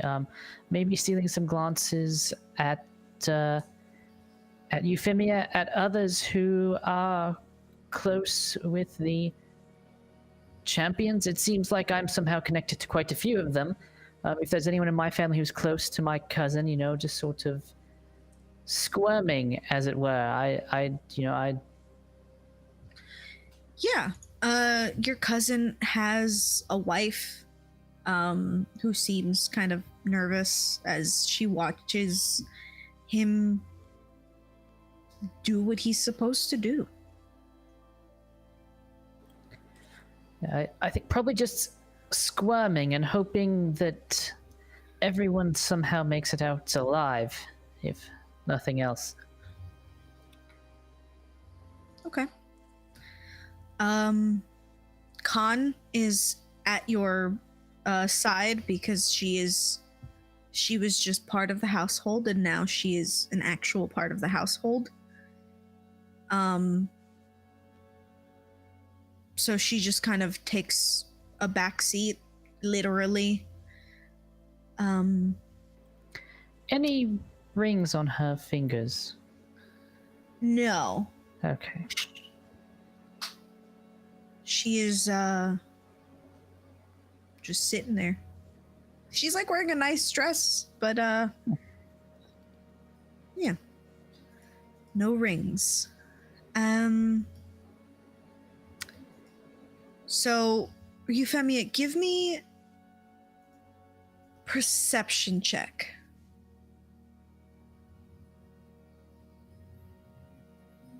$16. With 16, it's not hard to notice. You see, it's not hard to notice because other people are also noticing it. A squire has run up to Rajat's horse and has told him something. He kind of gets off and somebody like takes his place. How far away is Rajat? He would be about 60 feet away. So I'm gonna cast message. Okay. What's happening? I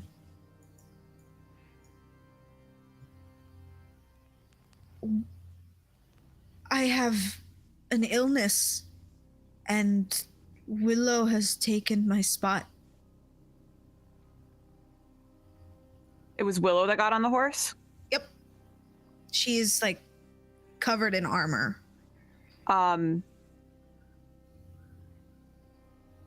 Did you see my message before? The one just now? Give me a second. in Yes. Fantasy Grounds. Yes, I did. I'm going to instruct him to go on to Willow. Okay.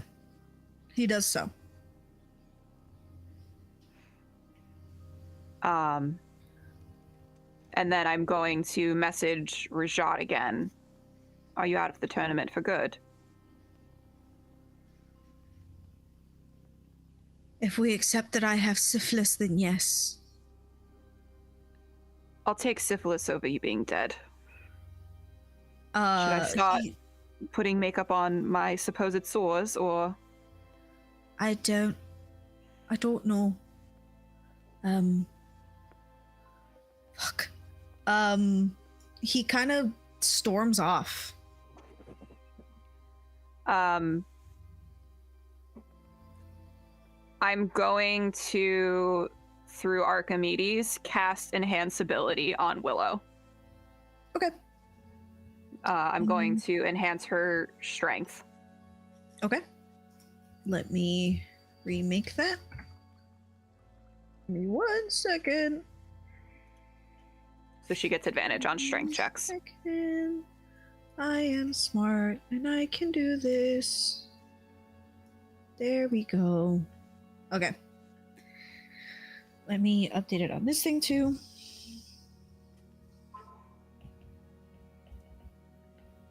All right. Nobody talked to Willow during that week, so she did what she was gonna do.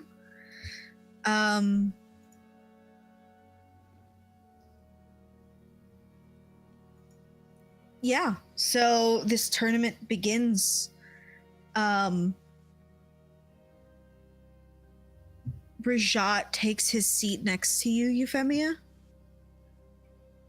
As he is covered in, obviously he's in his regular clothes, but he looks worried. I'm going And- to grab his hand and just very lowly mutter, Archimedes is with her. Theoden, Khan grips and pulls at your shirt, trying to get your attention. As I she, look, she has it. pardon? I look, she has it. She has my attention, yes. Okay. She pulls it and she goes, she shouldn't be there. Let's see if Khan was not drunk enough. She was. Willow, she's quiet. She's not. She attacks in the night. She's gonna die. And she almost broke a bone yesterday. I don't think she's supposed to be there. You were with her the other night. What were you two doing? What? Having fun. I don't know. Sure. She said she had to do something and then she left and then she came to my rooms bloodied and hurt. Did she tell you what she had to do? Have you met one of her? No. I mean, I don't know. She looks all right now. I don't know what we can do to help her at this point. I thought we had a plan. Like, the Khan wasn't there when we created the plan, right? No, she was was I not. even there, or am I I can't remember if Theoden even knows of this plan or not. I was there, yes. Theoden Okay. was. We had a plan such that we had a plan and she was not part of it. So I agree 100% she should not be there. I don't know what to do about it. I have no idea what to do. I thought maybe you would know. Right. Give me a second. I can figure this out. And Khan Why? walks down the steps and away. I go after her. Okay. You can do that. Rook, you Ooh. are called to the field. Already? Your name is announced, and your first contender is with the House of Deverett of De Vesemir. And it does not take you a second to size this person up. They are small. Right. So I'm confused. Like, I'll like look to the stands, like looking for Euphemia, and then I'll see her husband sitting next to him. I'm like, oh, I feel like I just got set up. Do I see Rook looking in my direction? I would say so. I will message him to let him know. I'd be like, something has happened. Someone interfered. I don't know who. Be easy on her. Okay. I guess. So I will face off with this much smaller person. Yeah. First thing you're gonna do is full just swordsmanship. First combat. There is no horse. She gets off hers. Everyone is removed, and you guys are in essentially this pit. Now, I do have a question. So, for the Yes. weapons, are we using like standard issue, or can I use rain? I'm You can fine use, either way. You can use rain. Okay. Yeah. Oh, she didn't even have armor on. Fuck. Okay. Okay, that's fine. It has to be good enough. So, yeah. You go first. If you want to roll initiative. So in the combat arena, like I know we can exchange words that everybody probably won't hear because of like Yes. the crowds and stuff. So I'm like, what happened to your lord? I was sent to replace him, and I made a choice, and I am here now. Sent to replace him by who? I'm gonna roll initiative too while I'm at it. Okay. She kind of looks at you. Sent to replace him by well, the Lord of Vesemir. The Lord of Vesemir. Isn't that Rajat? No. Am I getting names confused again? Yes. So, Lord of Vesemir is his father. Oh. Okay, I was close. I thought he You were died close. already. I mean, she's not weak, is the thing. No, I don't think she is. She's been No, no, following no. us around for weeks. You're good. I'm have to make sure I have her things down correctly. Okay. So she is going to roll initiative. Boop, boop, boop. There we go. Okay, that didn't show up, but that's fine. I can do that. But you would go first. Okay. So, do I recognize Willow? This is the one I yanked out of the tree. Oh, is that Khan? That was Willow. Yeah. Okay. So I recognize her, and I'm going to close the gap. I'm like, I don't remember you being like real hardy, so I'm gonna give her a test swing. Okay. You can do that.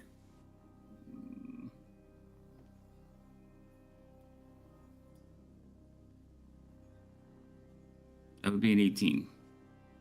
Oh. All right. An 18 is gonna hit. Okay. I'll do some damages. You're gonna do some damage. 13. 13. That's not great. I do have a second attack. Okay. So like he's gonna swing with the first half, and then he's just gonna come back with the pommel end. That's a hit. 25 is gonna hit. 6. 6. You should be able to target her now on the combat tracker. Oh, But I can just drop the damage. Okay. Yep. I don't see her on the combat tracker yet. You not? No. Oh no. Should be able to.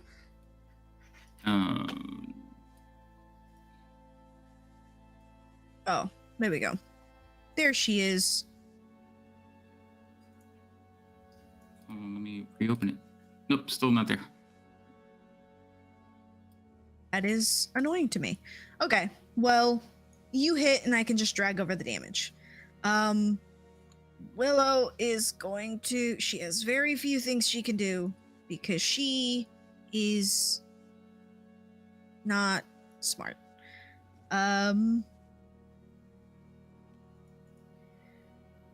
That is going to be to hit. Does a 9 hit? Great. She is not going to do a great. She's doing a bad job. All right. She has one more attack. Does a 16 hit? She is going to miss. Damn. Does she look like she's doing well? Does she look like the armor is like too much for her? No, so like the armor fits her. Like she is not really wearing much armor. It looks studded. But it just seems like it's just a lot at once. And she didn't expect it to. She didn't expect this to happen. Like Okay. So she looks comfortable but kind of out of place, like in her mindset. Like she's not here to fight, she's just here to fill it. Yes. Okay. So I mean, technically speaking, it would be your turn. Okay. I'm just gonna move it.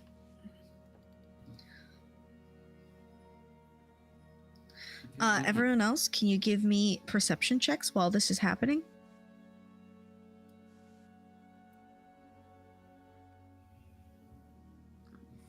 $26 is gonna hit.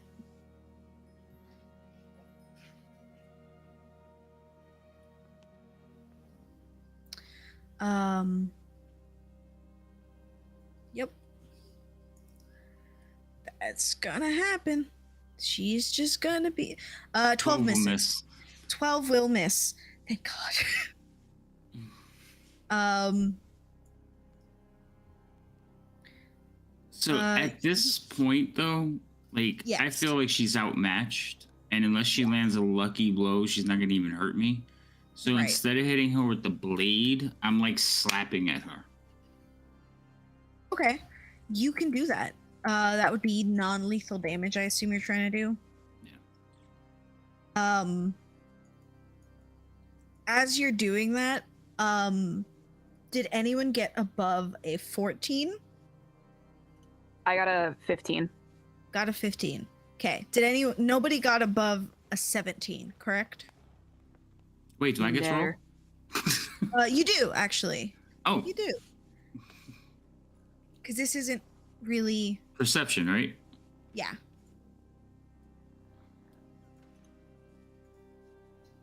Yeah. 13. Does anyone want to roll again? Like, use one of your inspirations? We still like an hour. We have an hour and a half left, so no. Fair There's enough. too much going on. No. I'm still What's following. going on? I'm still following Khan, right? Like I'm. Still, Yes. Okay. Which is why I would still let you roll. Okay. Rook, you and Willow are going to go at this for a while.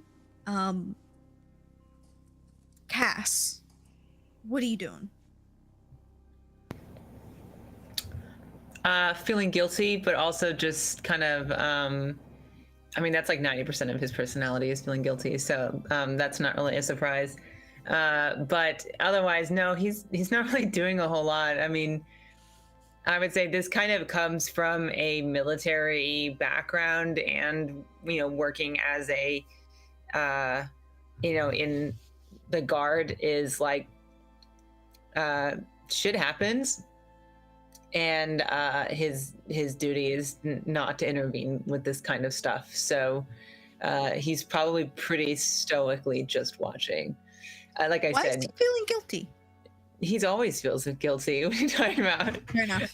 He feels bad for, like, he probably should have, like I said, like, well, we never like touched on if he and Willow went on a date. We skipped on that, but the point is that obviously they didn't follow up on that. So he's probably feeling bad that he didn't like say something nice or something, like, maybe it was fine, but like, it's kind of like one of those things you're like, oh, like, shoot, like, probably would have left off that last conversation differently if I knew it was going to be our last.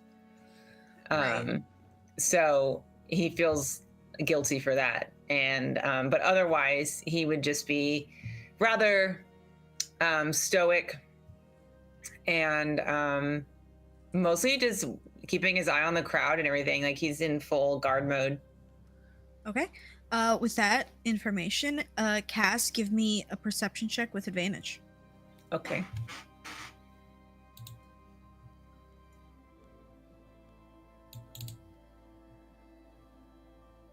Nope. 6. All right. Rook, take another hit. Swing again. Okay. It's how it goes, my guy. I'm sorry. Holy. Okay, roll it.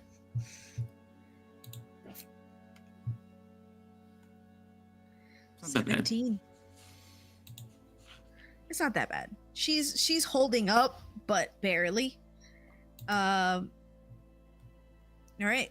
That, I believe that was both of yours, right?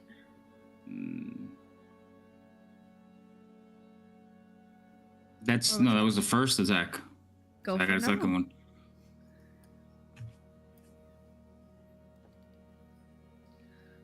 That one misses. That one misses. She is going to try to attack you.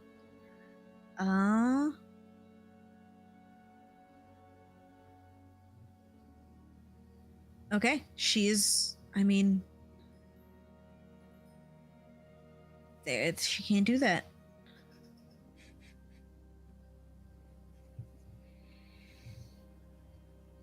I mean, he is She's, dragonborn. yeah, I mean, she's gonna take that damage. I don't know why she's doing that, but she's doing it. Then she can use that. 14 is not gonna hit. So what just try happened? again. So she's using I'll describe it in a second. An 8 is Okay. not gonna hit. So you see that Willow attempts to like, she does something as she tries to like jump back and fails completely. It looks like there was sparks coming out of her and they just fizzled out. Trying to cast magic at me? She tried to cast magic. Okay. And it failed. So it's fine. That is going to be the end of her turn. She tried and it did not work. So that's it. Rook, what is Rook thinking right now? Like, what is his thoughts? So one, why didn't any of us check with Rajat's father before this happened? Now I know Willow's not a noble as far as I know, so I don't see a reason to damage her for any reason other than she's here, but I don't plan on losing. And she just cheated. Well, nobody noticed. I did. Yeah, because you're right there. So, so It's only cheating if people catch you. I'm holding back was a thing, but I'm not holding back as much now. Okay. All right. Then we're gonna go to Theoden. Theoden, you are following Khan. Khan has something on her mind, and she is moving. What are you gonna do? Are you just gonna follow her? No, I'd like to get her attention and ask her what she's doing. Right. You smell like Goodsey. Willow had me take papers to one of the archivers in the Vesemir household. We have become friends, and so I did it for her. And as Rajat was preparing, she said that she had other plans.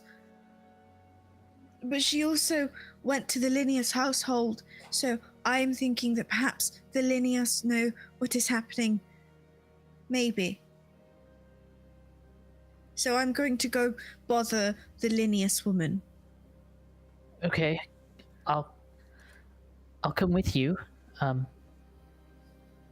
don't do anything rash or anything like that. I mean, obviously, Willow knew what she was doing to get there, I hope. We do have, so that man, just to make you feel a little better, that man is actually, I'm whispering so hopefully no one else is hearing, not like declaring this out, but that man was supposed to kind of wound but not kill. He's kind of on our side, I think. The man she's fighting first. So maybe we've got some time at least. Perhaps, let's hope. Because I assume you saw all of those soldiers moving, correct? Or have I gone mad? I don't think you've got what soldiers exactly? Euphemia, you see that there are soldiers starting to quietly walk up the steps of different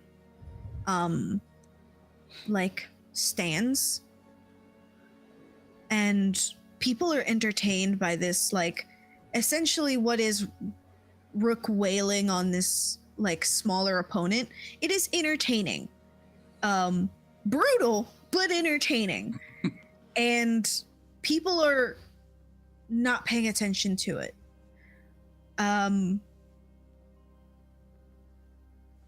That is what you notice with your 15. Mm-hmm. Okay. Theoden. Are my children with me? Yes. Oh, actually, would you have brought your children to something like this? No, thinking their father would die. No. Okay, so then no. Okay. You have no faith in me. I wasn't gonna kill him. Well, we didn't know you were gonna be up against him to begin with. May I do something in the before, like as I see them sort of moving in? Can I ask Rajat to accompany me? Saying I need to freshen up. Yeah, you can do that. And I'm going to have him lead me down out of the stands. All right, I'm gonna need you to give me a performance or deception check. I'll let you choose. 22. 22. Rajat is also gonna roll. All right, with an 18. Yeah, you guys make it to the other side. You guys make it down the stands, and give me another perception check, this time with advantage. Since I was exchanging glances with Euphemia, did I see her get up? Yes. Okay. I'm gonna use an inspo. Okay. 21, much better. 21. With a 21, it's not hard to notice now that they are filed, like, as you're starting to walk out, there are rows and rows of men filed outside behind different stands. Do I notice which stands it is? Like, in particular? Do you want with a 21 you would. With a 21 you notice that they are standing behind the Lineas. They're standing behind Lineas, Vesemir, and Kel. Oh, no. Lineas, Vesemir, and I believe, and the Belmore. Belmore, that's odd. I am going to send a message to Tanya. Okay. Send a message to Tanya. I believe it's a good idea if you were to leave the stands now, Tanya.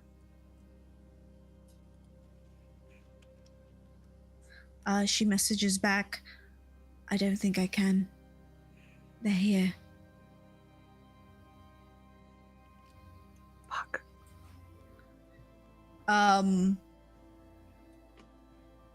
You start to leave.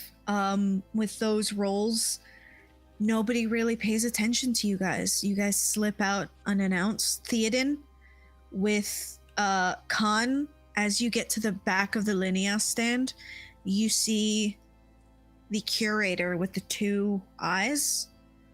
The two different colored eyes is standing beneath it. And he begins to ascend the steps. We should not bother them right now. I think perhaps we have urgent business back toward our stand. Urgent business. But they are right there. We don't want to be caught in this area with the soldiers here. We don't belong here at the moment, I don't believe. All right. She follows along and she slips her arm, kind of holding yours. I don't know if that makes sense. She's Yes. she's holding onto your arm as you begin to walk back to where you guys were sitting. And you can feel her shake. Rook, I need you to give me another hit. Isn't it her turn? She already did. She already went. Oh. She failed miserably. This is not her area of expertise, I'm afraid. Oh, okay. 11 That is one. gonna miss.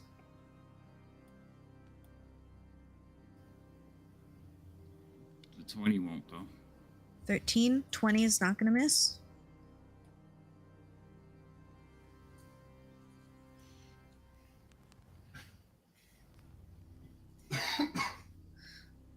You should be able to see Willow now.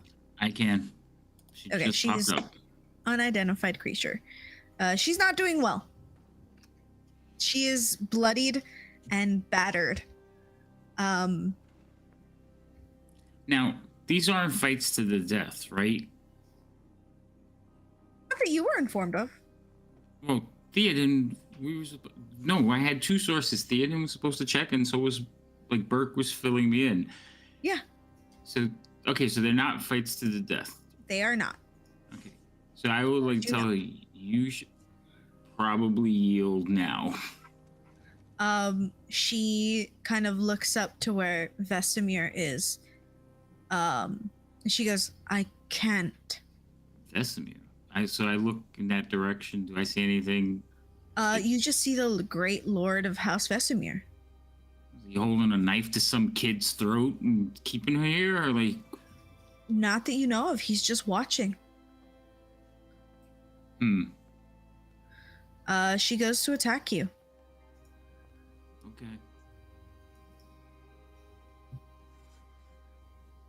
The 7, she is gonna miss. She's gonna try it again. 13 is gonna miss. By the way, she does have a +6 to hit. This is just bad rolls. Oof. Yeah, she's gonna miss. Both rolls. She is going to use this, because that she can do that on her turn. She is siphoning. That's fine. So she's gonna get that hit. There we go. Not a lot, but it's something. Cass. Oh, Theoden. As you're walking back, you see that there are more guards than there were before when Khan got up to leave. Are they still headed for the same families, or are they headed for new stands at this point? They are headed for the same families. Cass, your head is on a swivel, correct? Give me let's see what it is. Hold on. I'm gonna let you go with, because you're a guard, because this is what you do, I'll say, this is gonna sound silly, but athletics.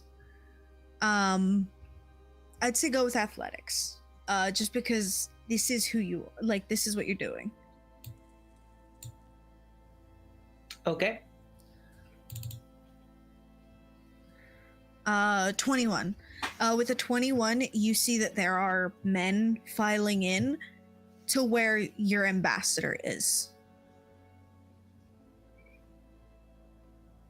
What are they wearing? They're wearing like purple and black. Purple, black, and like silver. So that's the colors of the house, the royal house. If I see it and it looks like the other guards haven't seen it, I would tell them first. Like I would kind of nudge them and kind of like give them all a look and make them aware without having to verbalize a whole lot, and they would probably see it happening. Yeah. You are their commander. They kind of look around, notice, and their hands immediately go onto their swords and wait for your order. I'll also tell Bernard, obviously. Bernard kind of looks around and he's just, right? Well, we're in the middle of a civil war. Did you expect this would happen? Not publicly. I've been waiting for the moment they would come for your life, but you're right, I wasn't expecting it exactly at this moment. Yes. What are your orders? Stand still and enjoy the tourney for now. Yes, sir. Smile, Cass. Not sure I know how. You are depressing. Sorry, sir. He just looks out and he just like claps. Euphemia, what are you doing?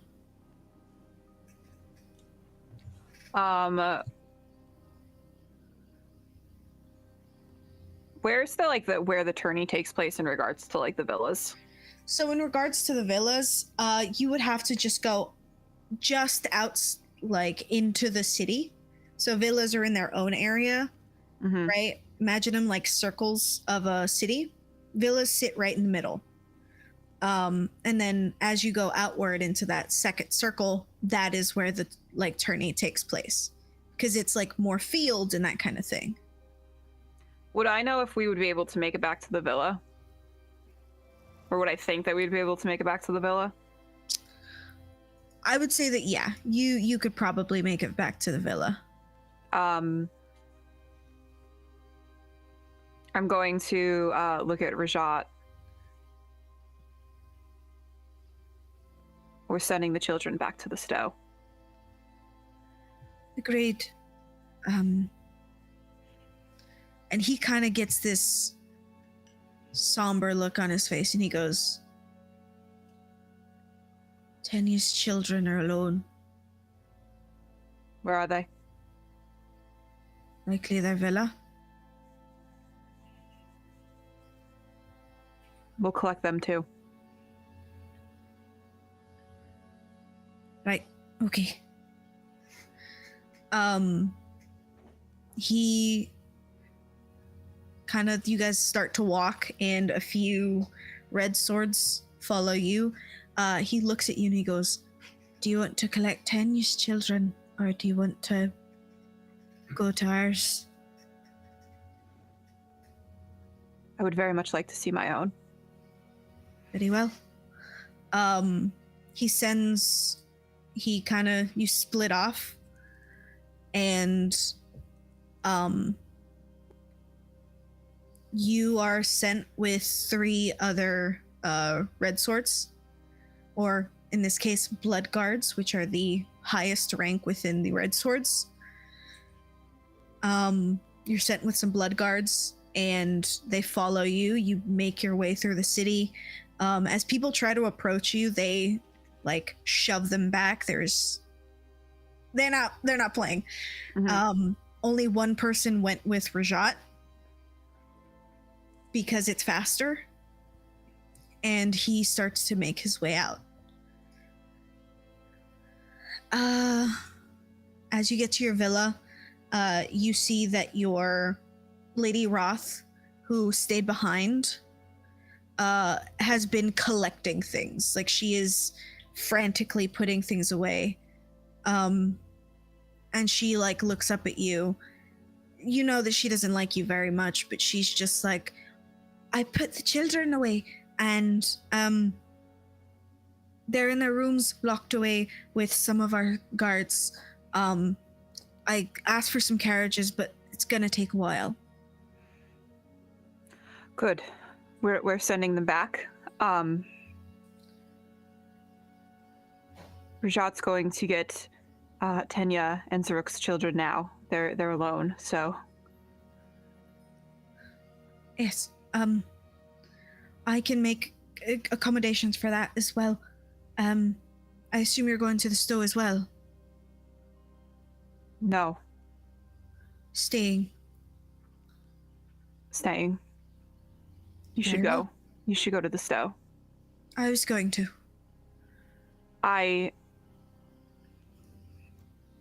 Atheta's still there. Atheta? He's still at the tourney. Yeah. I'm going to let Roth know. Okay. She kind of nods and she's like, I know. He wasn't going to come back. We figured that much out. Almost instantly. Quite bold of them to do so publicly. Declaring war. Not when you keep secrets. Not like they did. She kind of rushes up and she looks at you and she goes, I would put some riding clothes on just in case. I'm going to sort of like look at this woman who I have known for the better part of my life, who I had once viewed sort of as like a mentor in some regard. Um,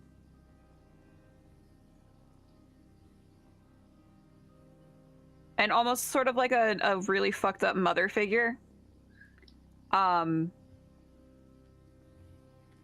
I'm just going to sort of like hold her by the shoulders. If you let anything happen to my children, I will kill you. I may not like you, but I love them just the same.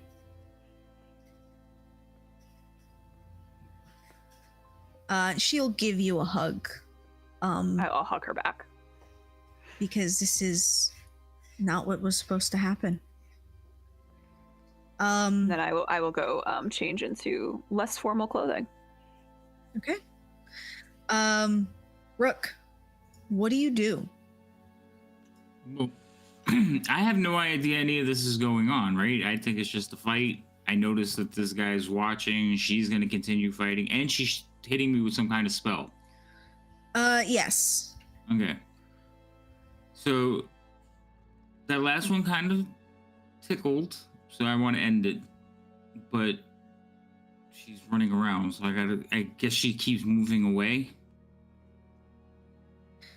Yes. So she has this thing where she can hit and then back up. Right, okay. So I guess I'm moving towards it. Now, do I notice any of this stuff going on? I would say that you would start to notice around the time that Lady Fordain is starting to get surrounded. Okay, that would probably signal. So, like, I see a bunch of soldiers going at, like, surrounding. I'll glance around real quick, trying not to get hit by the little caster person, and see that this is happening to several different houses. Yes. Okay, now I want to end this even faster. Okay. So can I just stalk in on her, like, do a feint and just grab her by her head and, like, slam her to the ground? Yeah. I'd say you could do that. That'd be a grapple, so I'd say, was that athletics? Yeah. So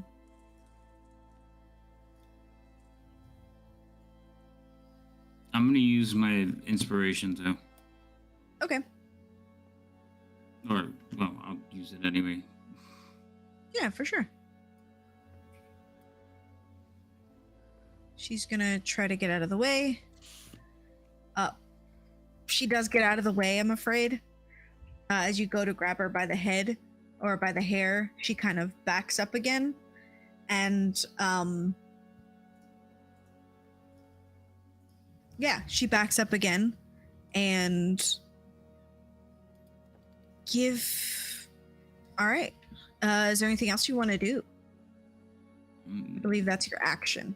Yeah, that's my action. So, as she backs up, it's actually going to be her turn now. So I'm going to take a step back and wait for her. Okay. Do you have something? Nah, that's fine. Okay. You take a step back and wait for her. She's going to jump at you. And I really hope this hits because I'm going to be pissed. Hold on. Yes. Before you say, so since she jumped at me, I have Polearm Master. The minute she came within range, I can hit her. Go for it. Oh, wait. I'll just roll it on her. I forgot you gave me a target. I did. Ooh, 16. That's a hit. Be a hit. Okay. Oh, it's jumping around. She's still a little jumpy boy. Oh, she's still alive. 52. She's still alive. Yeah. Okay. She's going to try to hit you. There's a 19 hit. Just barely, yeah. All right. She's going to attack you. That is not great damage, but it's something. She hits you. As you like what she was trying to do, now that you see it, she has a sword, and as she begins to like flick it, it opens up into like what is a spiked whip. Oh, nice. And And so she like hits you with it and pulls back. And that's what cuts you. And it like falls back into place as like a sword. She has a very cool weapon that it took me forever to figure out how to work. That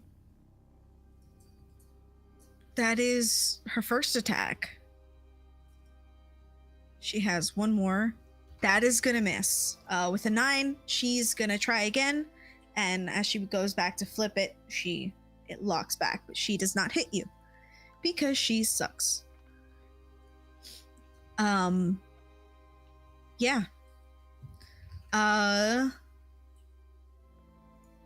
Rook. This is about the time that you start to hear gasps within the audience. And as you look around, you start to see that these guards have grabbed people and are starting to pull them out of their seats. One of them being Lady Fordain. All right. Okay, how many of them are around Lady Fordain? Lady Fordain has, let me double check. She has 2 surrounding her. 2 grabbing her, and then 2 at the bottom of the steps.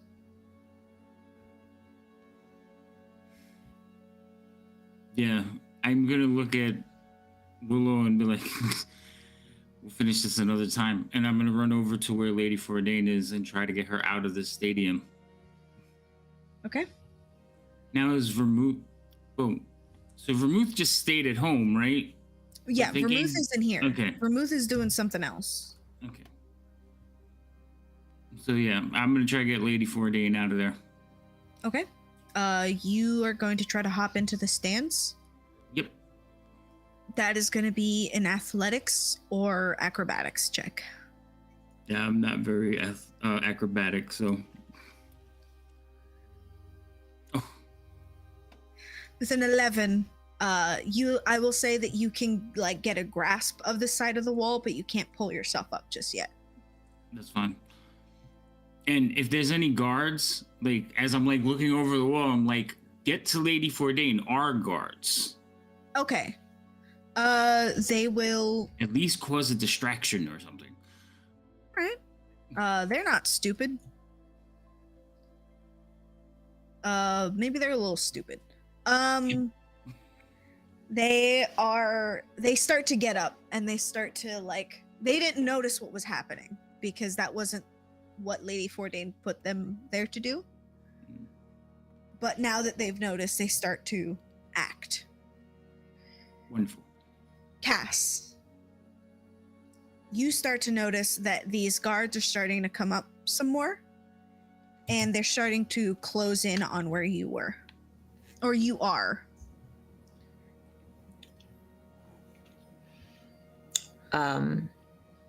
Orders, sir. Sit and smile for now. Yes, sir. Does Cass not want to do anything? He's just gonna follow orders. Yep. All right. Theoden, what are you doing? Probably. So, I'd look back at our stand. Is there any sort of movement there? Does my father look? From what I can see, obviously we're probably far away, but any sort of movement or reaction from the family that I can see? From your family, you see that your father is sat on his seat, unmoving and kind of watching whatever's happening around him.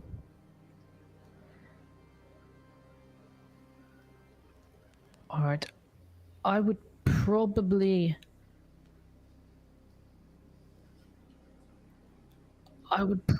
head back to our villa with Kaz if I could, and maybe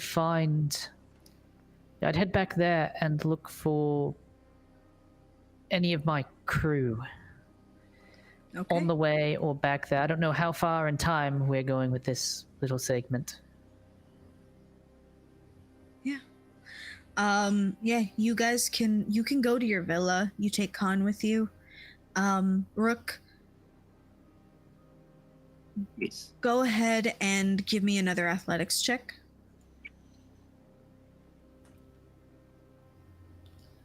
With a Tell 19, me you now. can pull yourself up. You're able to pull yourself up and move up to the stands where you want to be. Okay. So how high is this stadium? So this stadium would be like, think about it like an opera house. It's like maybe 30-foot drop to the bottom from where Lady Fourdain is. Okay. So my goal is I'm going to rush in, like push my way, and I'm thinking they're blocking the descent. Because Yes. who in their right mind would go over the top? Correct. Fair. So I'm gonna grab Lady Fourdain and jump over the top, and I'm gonna turn so that I take the fall. All right, you can do that. You're gonna give me. How does that gonna work? I'd say that would be like a grapple. So to grab Lady Fourdain, that would be in athletics. To take the fall, I would say I'm gonna go with Dex, unless you want to go with Con. Like a save? Yes. I'd rather go with Con. Okay. So, all right. So I'll do the grab first. Okay. Because you said athletics, right? Yes. She's not resisting, right? Because I would be She's like, not. come with me, and Yeah, she's not resisting. She knows what's up. Okay. 13. 13. She just lets go. She kind of kicks two of the guards in the chest and lets you grab her. Nice. Now you're gonna give me a con.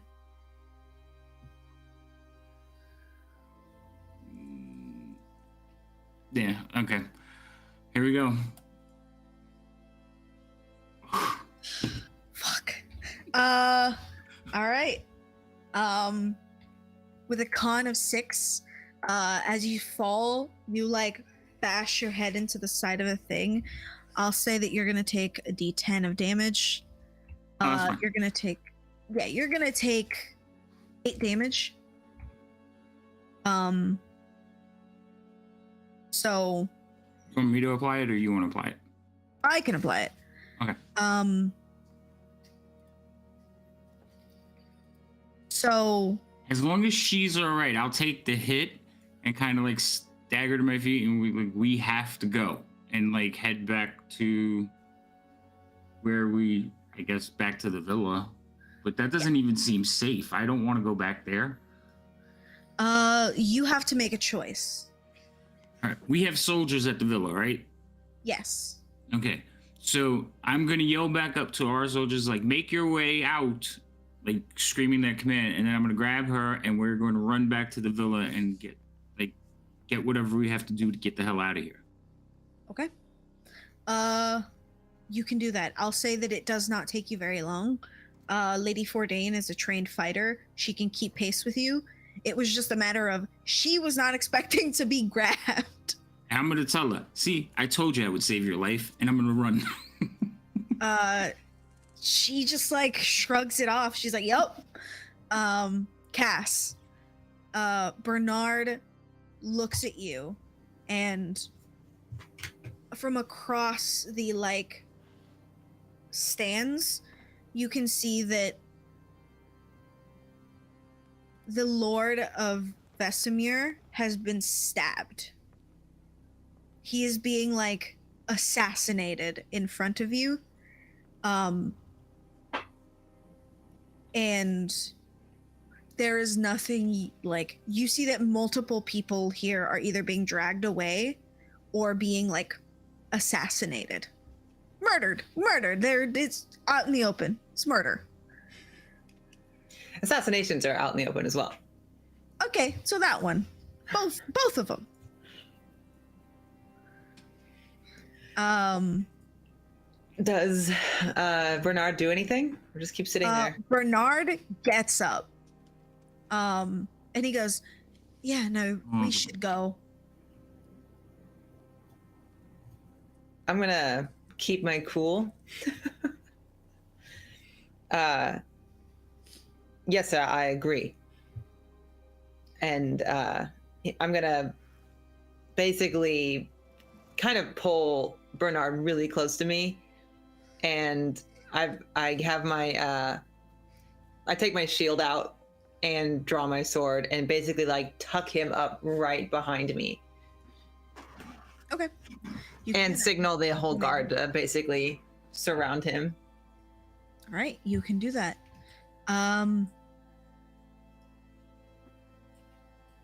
Yeah, you're more than able to do that.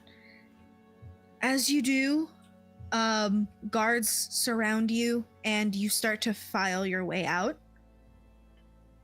You are not stopped as you like shove your way past, but Bernard says something to a guard and he starts to take off his armor and run. One of the guards? One of the guards. Cass, he turns to you. You have any friends in the city? Because it seems like we're going to start to need them.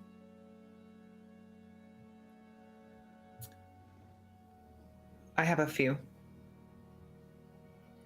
Well, if they would be so kind as to offer me a bed, I would not deny one.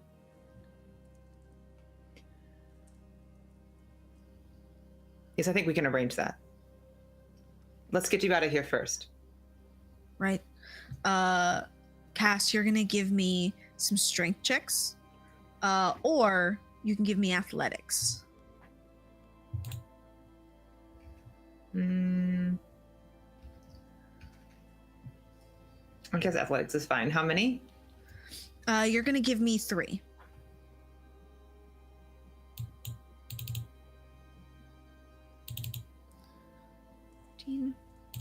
17 and 9. Okay. I'll reroll the last one. Okay. Go for it. Nope. Nope. 9 is the best you're gonna get. So with a 9, you start to shove your way through these guards.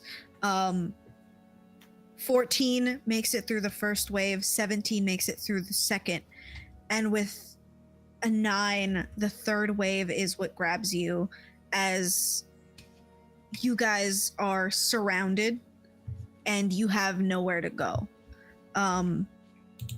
Bernard is going to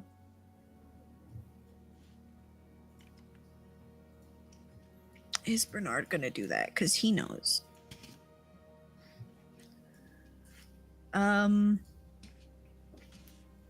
Yeah, he's gonna cast it.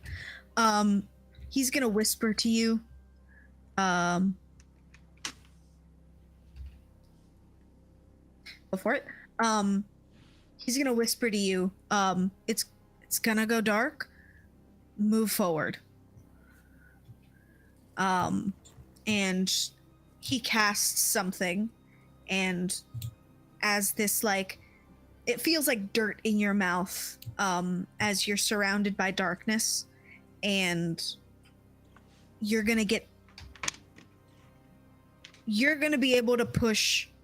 So give me another athletics. They're gonna roll with disadvantage. What are they doing? So they're trying to grab you. He casts darkness so they can't see. I know they have disadvantage, but with protection as my fighting style, and I know they're trying to grab me, but if they do anything to Bernard, can you like, is it possible, this is a question of mechanics because I don't know, can you do like a double disadvantage? Is that a thing that happens? No. You can't stack. You can't stack disadvantage. I was just you can curious because I don't know the mechanics on that. Yeah. Athletics.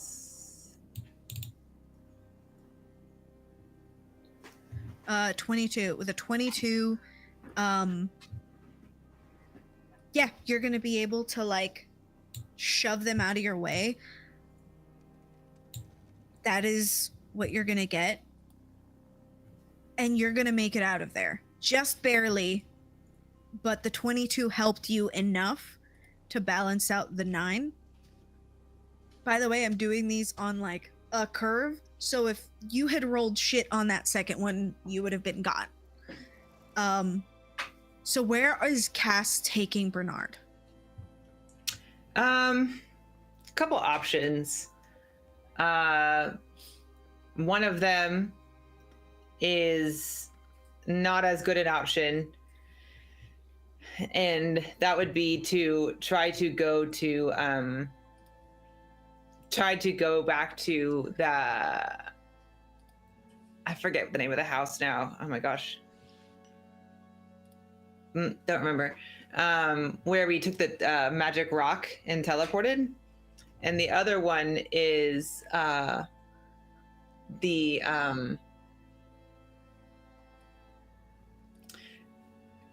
okay, question. After the night at the bar, did I see Ada again, and was she interested? You did see Ada again when she went to go visit her sister. Okay. Did I notice that there was no guards molesting the Kell family? You would notice that I believe they were being attacked. You said they were, and then you said they weren't. So Hold on. Like, give me 1 second so that I am sure and I'm not being a bad DM.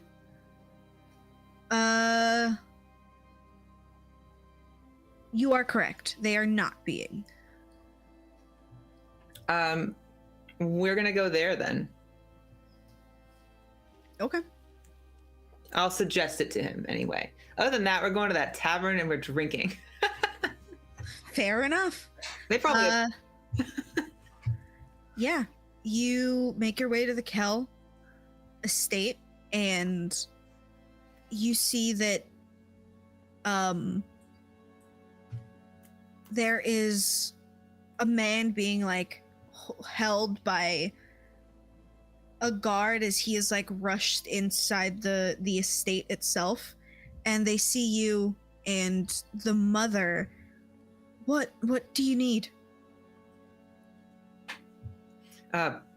Well, actually, he probably wouldn't speak for Bernard, but I don't want to make you RP with yourself. So, assuming Bernard answered something, Yes. then and was out of the loop as to why they would go there, then Cass would speak up. Lady Ada is a friend, and I was hoping perhaps that at least until we can acquire a ship, some means out of here, we might stay here. We have reason to believe that it's not safe to go back to the ambassador's quarters. Dear, you may stay here, but we are not staying. That's fine. She lets you in. Do I know who she is? You came here with Euphemia, correct? Nope. No. I only know then you where it would is not. based on like a map. Then you would not know. Okay. Does she seem like a servant, or does she seem like? No, she is dressed like fancy. Okay, so yeah, he's gonna assume he would just address her properly. So I'll say that he said lady and knew that she was probably higher up. Okay. You see that Bernard starts to make himself useful, and that person that they're carrying in their arms is like rushed into a kitchen or into a back room, and he offers what he can. He looks at you and he goes, "We need to find a way out of the city now." Are you comfortable with the guards here, or do you want me to stay? I think I'm okay. Cassius will just nod and leave. All right. You nod and leave. He's gonna head. Oof. Okay, so he knows Euphemia got out. He saw. He doesn't know she got out, but he knows she left the crowd. Yes. And Theoden was also seated nearby and also left prior. Yes. So it's just Rook, and he would have seen, at least somewhat seen him leave the arena.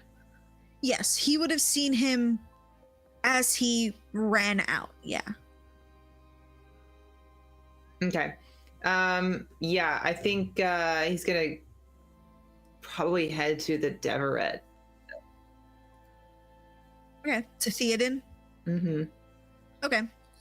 Theoden, you make it back to your estate, and you see Khan nervously like futzing with her like fingers as she goes, I don't think Willow is okay. I think she's gonna be hurt.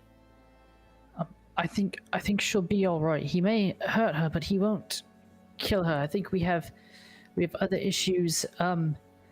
Is anyone at the estate at the moment? Any of our guard or any of my crew at the estate? Yeah. So your crew is at the estate. It is a pretty big estate, so they kind of live on a piece of property. Okay. I'd like to command them to ready the ship for potentially immediate departure. We're not leaving for sure, but the ship should be ready at a moment's notice. Supply it up if we haven't, or hopefully we have. Ready the ship for departure at the drop of a hat. All right. They nod and they start to head that way. I would also like to. So, was there any correspondence or anything I would know about when the 5,000 men that we committed actually would show up, or was that just a theoretical commitment for some future battle, or are they on their way here? You would know that the 5,000 men were sent out, just like Rajat had sent them out and that Fordain had sent them out, into the like forests of the outskirts of this city. So they were kind of accumulating and actually setting up somewhere. Okay. That's good to know.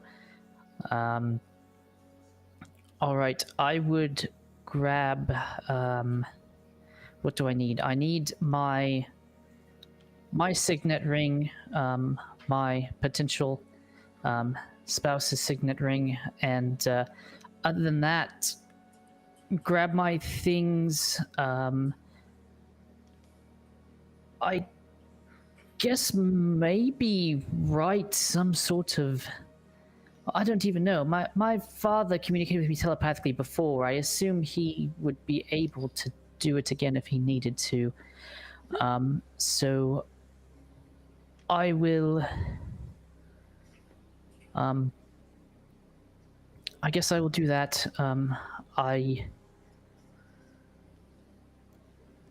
would like to take the signet of my significant other and look to Khan and ask her if she would accept that and apologize for the timing.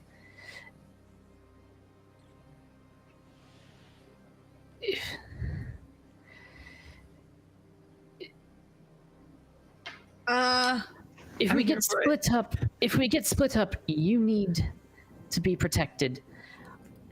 This is not how I thought this day would go. I suppose I accept. I assumed I wasn't gonna get this. I thought I was just gonna work for you for the rest of my life. Well, Yeah. Things happen. I don't know what to say. It's very stressful. But all right, take this.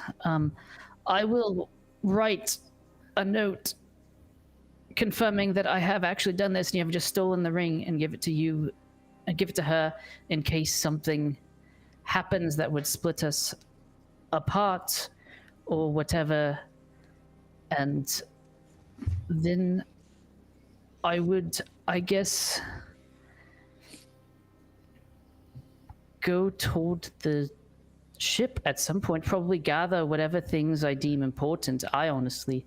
I as a player don't honestly know what those would be, and I'm very stressed to figure them out. But he'd probably grab a few effects, the things that are important, and probably head toward the ship, I imagine, to prepare to rendezvous. First, get a safe distance away, where at least it would be some effort to track, and then eventually rendezvous with everyone else amassing. But for now, prepared to make way, I guess. All right. Khan, she puts the ring on and she gives you a hug. She's kind of flustered. She's scared, and she's just, I suppose, I will get the books and I suppose write my name in it. I don't actually know how that goes. But I will grab the account books and Sure. move them. Sure. Yes. Great. And she kind of rushes upstairs. And she's like, has a handful of books as she comes down, and she starts tossing them over the side. Everything in this villa is starting to go, and you see that, like, Valerie, she starts to burn stuff. Okay. You can start to make your way to your boat, to your ship. Yeah, I would ask Valerie if she has a way out as well. She looks at you, she goes, "Oh dear, I have many ways out. Do take my husband. He is frantic." Sure. Yes. Okay. I will find him and try to take him as well. All right. So, you guys are. All right. You're gonna move. All right. Let's go with Havoc. What is your plan? Like, what is Rook doing? We want to evacuate the villa and get out of the city. Okay. That's my plan, but I have Lady Fordain with me, so what is her wishes? She looks at you and she goes, "You are commander. I made you commander for a reason. Command." Okay, but we're going back to your lands to get you safe. At 40. She nods. Yeah,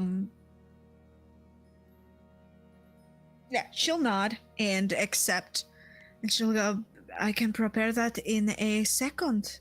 And she goes, "Get Burke. He is an excellent tracker." Oh, okay. I'll find Burke. All right. You find Burke. He is also grabbing books, but for the most part, he's just like ordering people to set up defenses for now. All right. I will tell him, it's like, we need to get Lady Fordain home safe, and she wants you, and I think you should go with her. You can go as well. No. There's I want to find out what's going on here. So I will get you to a safe location, but then I'm coming back. Fair enough. He just nods and he goes, "It shouldn't be more than 3 days to Draglin. Okay. You should be okay." Right. Now, I don't want to leave a bunch of soldiers to die for no reason, so I'd rather they work out like a strategic retreat from the city, not just stay here and fight to the death. There's no reason for that. They're better to fight their way out. Okay. Happily for you, Burke was a really good commander. Good. And he had these things set up beforehand. All right. Is there anything else you want to do, Havoc? No, I'm gonna let him do his thing. The others, I don't know. I know that I saw. No, I didn't see Femia leave, but Cass I think is okay. And did they attack Deverett at all? No. So Deverett was spared. Yes. All right. And what about? So it was only the three that you named, right? Yes. So that was who was mostly targeted. Like the actual heads of those households were targeted, and then just a bunch of little like barons and stuff. Okay. Was one the boy's family was one of the names, one of the minor barons that the brother was Lacra, but the family name was Tybord? Yes. So one of the families that was targeted was indeed the one that was the family of Thomas. Okay. I feel like that's gonna make a difference somewhere.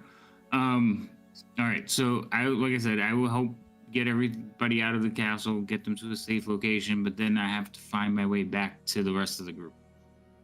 Okay. You can do that. Euphemia. What are you doing? Once I had arrived at the villa and greeted Roth, I would have instructed 3 to 4 of the Red Swords to go after Rajat. Just in case, because I do know that the Linneas were being targeted. And I am sort of gathering like all of my things and all of like Rajat's things, and packing everything up. My plan is to basically try to see my children and Tanya's children out of the city, and knowing that the Red Swords were gathering somewhere outside of the city, Euphemia would have figured that Rajat would go to wherever they were gathering to begin commanding them. Okay. You start to do that. You begin to gather his things, and as you enter his office, you see sitting in his chair, kind of rocking back and forth, is oh my gosh, where is it? You see like a young woman kind of staring you down. What does she look like? She is just long hair, brown eyes, and she kind of looks you up and down, and she goes, Euphemia of Kel, correct? Who's asking? Silwyn.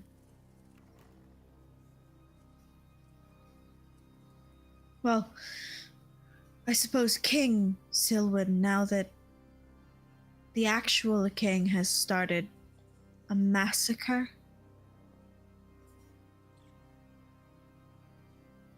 House de Vesemir, actually. Oh, no longer with the Kel. Days, years get mixed up. My apologies. And you are? Your name? I do not have one. I believe I once was called Sin, but they took that from me a very long time ago. Now, Silwyn wishes for you to know that if you are to leave the city, to meet in Draglen, and if you are not to leave the city, to meet at the house of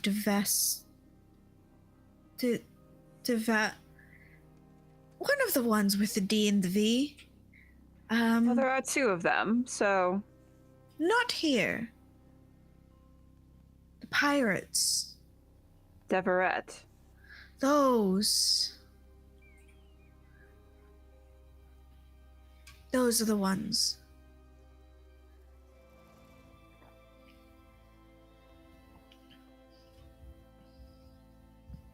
Was that all you were here for, as a messenger? Yes. Euphemia's gonna sort of like regard the woman, just kind of like take her in for a second. Are you friend or foe? I am friend, I believe. I will say this person she is maybe 15. This is like a child, essentially. Well, she's like a teen.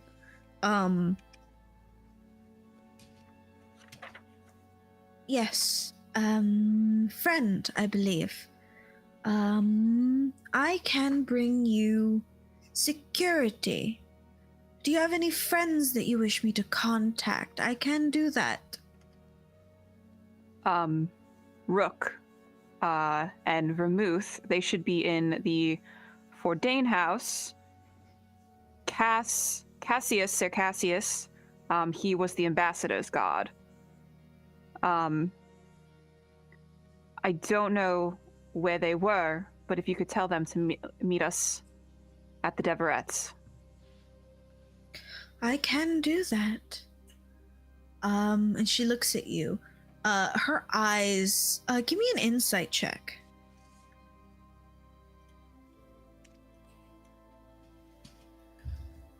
$17. 17. It's not hard to notice. Her eyes are like glazed over, and she looks like, if you didn't know better, you would like look into her eyes and you could be looking at a puppet. She remains like kind of steady, and besides what she's saying, not much more to her. Even her breathing is kind of calculated. Hold on. I need to look at the map.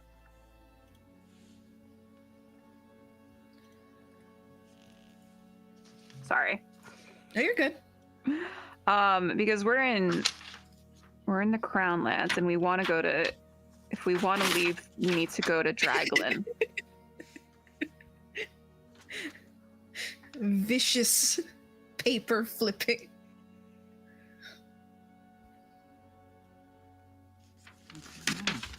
I don't know if it would make sense for us to. Oh my fucking god, Havoc! I love you, Havoc. Because I don't know if it would make sense for us to utilize the Deverett's ships to get to Draglen, or just travel by land.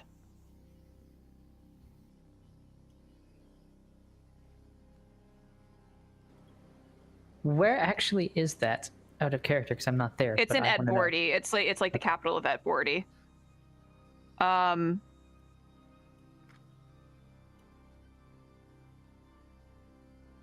Yeah, Euphemia is actually going to look at Sin and instead say, actually, could you tell them to go to Draglen instead? To Draglen. I'm not sure if we'd all be able to make it out together. I can do this. Any other requests?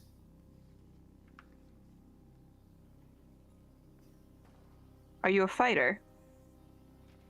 No. Well, I was. Now I am but a lowly messenger. I'm gonna kind of like tilt my head a little bit and I don't quite believe her, or at least I think she believes that of herself, but I don't believe that of her, sort of thing. Like, I don't think that that's all she's capable of. And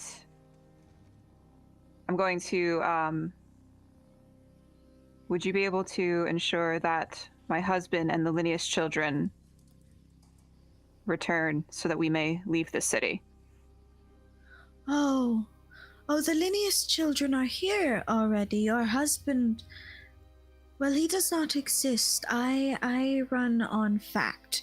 Your husband, the Lord Rajat, he is currently being kept by guards of the king, as well as the Lady Tenya. Yes, they are being kept. But alive?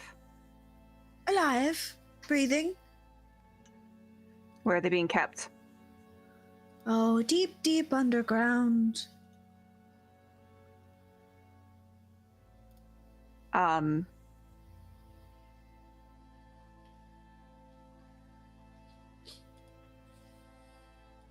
Euphemia is going to probably just like consider, well, they didn't kill them right away then, so that's good news at least.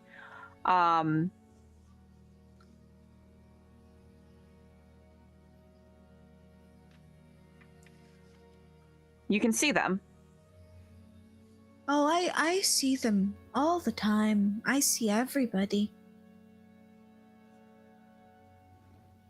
Okay, that is an interesting ability to have. I think we best get going then. Time is not on our side right now. Very well. Do you wish me to send another message?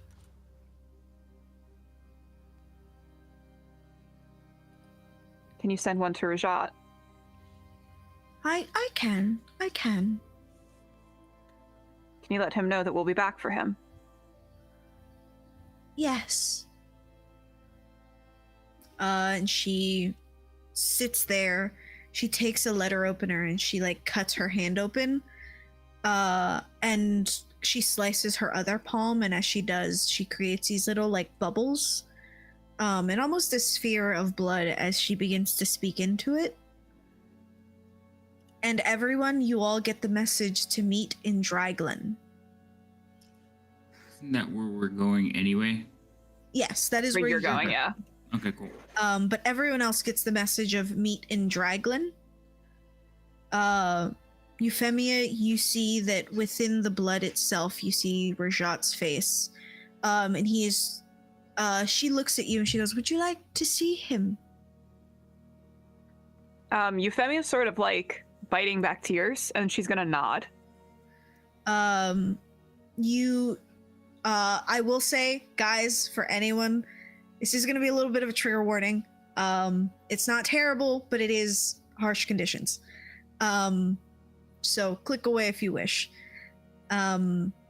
She's holding this like ball of what is blood, and as you look into it, you see that Rajat is like chained to a wall, and he's already bleeding out. It hasn't been that long, so that means that they transported him there very quickly.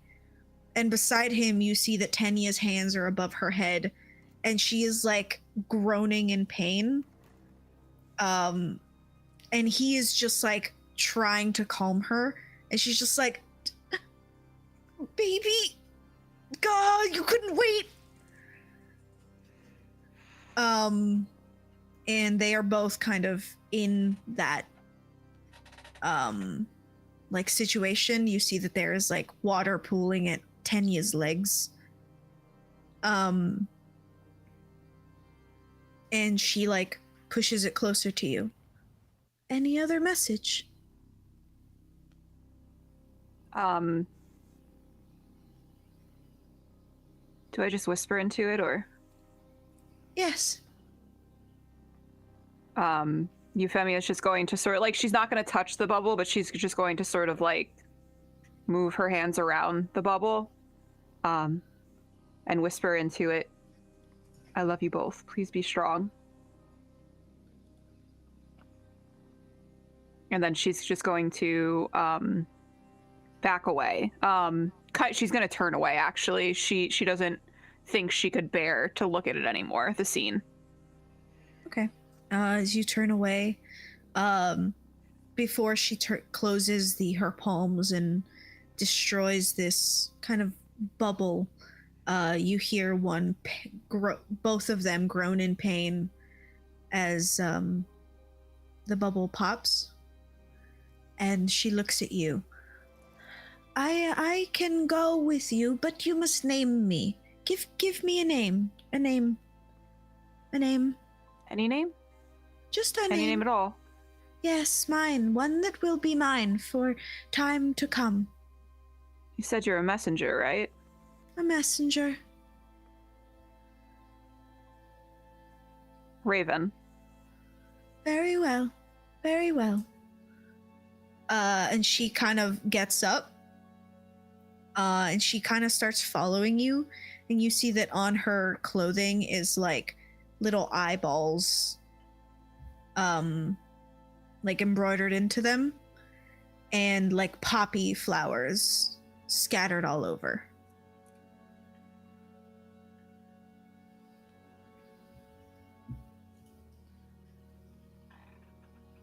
I'm gonna sort of like direct her to like go gather like half of the children as I gather like the rest. I just feel like she knows where they are because she can see everyone apparently. So yeah, I'm gonna go tell her to gather Everett and Rosandra, and I'm gonna go gather the twins and Rhea, and go see if the Linnea's children are indeed here. Yeah. You make your way down. You do find your children, and beside them you do see the two other you see Tanya's children, these little half-orc children that are like hooded and covered up, and you do see that there are blood splatters on these cloaks. I'm going to kneel down in front of the children, and sort of take Rosandra's hands into my own, knowing that she's probably the most like nervous and frantic of the bunch. It's very important that we keep calm. You cannot be afraid, no matter what. You need to be quiet. It's very important. Quiet. It's very important. It's okay, okay? We will not let Okay. anything happen to you. Okay. We're going to Dryglen. Do you know where that is? At Bordy, the house of Fordain. Yes. That is where we're going, okay? So you know where we're going. We're going to meet our friends there, okay? They're friends. Okay, friends. All right? Now we're going to gather into the carriages, and you're going to stay quiet. Quiet. Okay. I'm going to just sort of, each of the children, I'm going to press a kiss into their forehead, even Tanya's children. I'm just going to sort of cradle their faces, and just like quietly just tell them, be brave, okay?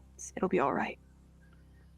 And I'm going to sort of herd them, essentially, as we, hopefully, the carriages have arrived by now. They have. You begin to herd them in. Tanya's children are silent, and you hear one of them ask, "What about Papa?" I didn't see Zaruk, did I? He did not. I'm sorry, I'm But thinking. He quickly is quiet as he is shushed by his little sister. And she goes, "Don't scare." I'm gonna sort of reach across and pat him. Not saying anything, but smiling reassuringly. Because if I know anything about Zaruk, it's that he's a tough son of a bitch. This is correct. And he wasn't with my husband and Tanya, so he might still be out there. Okay. Yeah. I don't want to take You up do that. more time with that, so. You're good. Havoc, you have found a way to get Lady Fordain out. Instead of taking carriages, the majority of the household has been dispersed, and they are making their way through the city. They have been hidden. They are wearing regular clothing, and they are making their way out of the city as regular people. Nice. And those of who cannot and are going as guards are going on horseback. They are hoping that this is a quick and fast escape rather than dragging it out too long. What are you doing? So I've got this message in my head, so we don't know where that came from, but the only person I've seen do that is Euphemia. So I'm thinking it's from her. She's just upset by what's going on. Now I don't have a horse. Do we even have one big enough that I can ride? I mean, they have war horses. Yeah, if I could get on one of those, I'll ride with the crew. And I mean, if that's where the destination is, then Dry Glen it is. Let's go. All right, you head to Dryglen. These people are the Fordains are a nomadic tribe who move with cows and horses. So they have a horse big enough for you. These are like chunky orcs. I'll ride a bull. I don't care. You get on the horse and you make your way out with Lady Fordain. Okay. You see that Vermouth is like on the front of Lady Fordain's horse, and you see Lady Fordain is shaking her head and just like going. Okay. All right. So I will keep close to her. Actually, I'll probably ride ahead of her with like the vanguard in case we run into any problems, but not slowing until the horses need rest, and even then pushing it as far as we can to get out of and far away from the city as fast as possible. Okay, you can do that. You see that in her hand, Lady Fordain has a whip that at the end of it has a blade, and she is holding it just in case. Cool. You make your way out of the city. Cass, you hear this message. Do I know where that is? Dryglen? Yeah, you would have been given like a map of this place. And how far is it? I'm not super familiar with. It would have been, I believe, about 3 for every hex is about a day. So it would have been about 3 days of travel. And the voice that we heard, did you recognize it? You would have. So you would have recognized it. You very specifically would have recognized it as Euphemia. If she was coming through, like, talking through, like, a cloth. Okay. And at this point, I know this is all kind of happening concurrently. Is Euphemia already gone, or is she still at the house? At this point, Euphemia's... I'd say you got to the Kell Estates. You did it almost immediately. She would still technically be at the Vesemir household. Setting. By the time I got over there, I don't know if she still would be.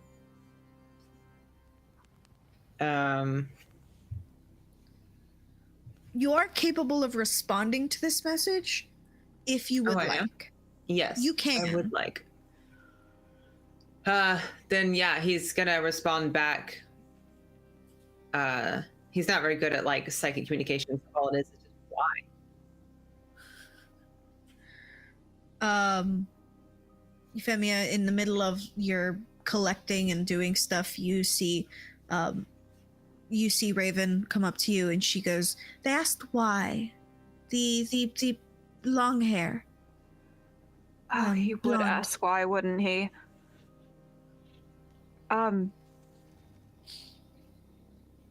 Because I said so. That should work, right? That's a good reasoning. She creates the bubble in front of you, and you see Cass in it.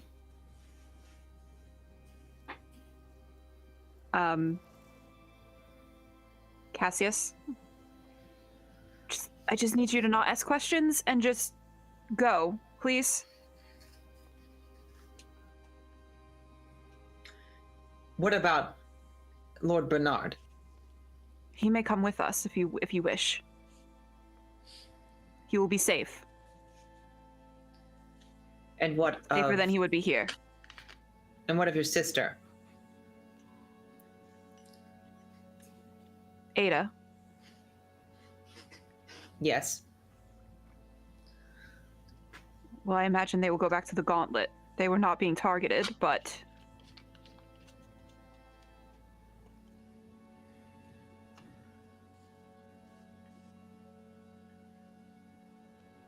Your family is safe then? You'll a long pause.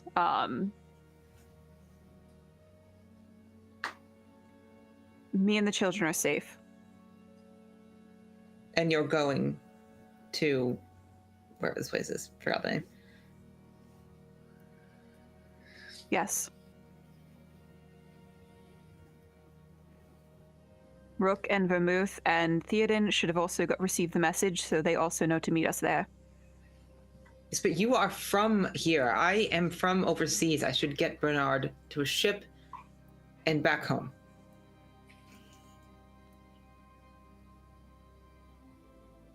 I don't see why I should go there.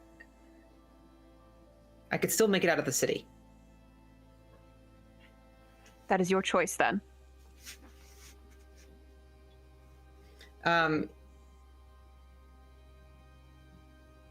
Oh, so Cassius, okay.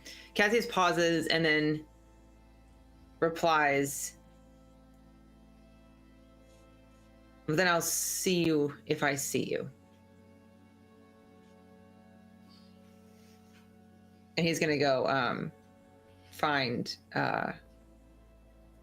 Bernard. The last thing that you'll hear before, like, the connection, before Euphemia tells Raven to cut the connection off is, be safe, darling. And then the connection will snap off. He'll relay this to Bernard and see what Bernard makes of it. You know, why this place would be of significance. Bernard is Henry shush. Bernard is hitting the nat 20s tonight. He will kind of look at you. We need this is complicated. Technology, the things that we make. We need this mine that they have. It is a mineral. They use it in cosmetics. We use it in the train, the multitude of weapons and explosives that we have.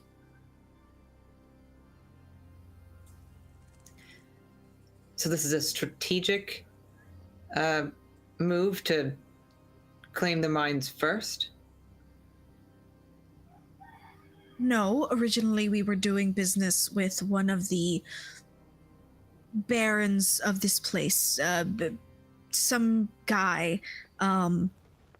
He died, so we decided to make a deal with the king. The king was okay with it so long as we went through him, and then this happened. We still need those mines. We still need those minerals. We, as in the Republic of Kuthia? Yes. You think going there will be safe?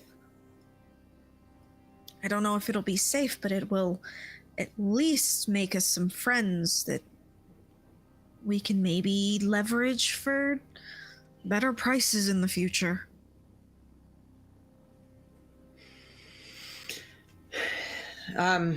Yes, I will escort you if it is your order to go. I know this is not as honorable as you would like it, but this is business. It isn't about what I want.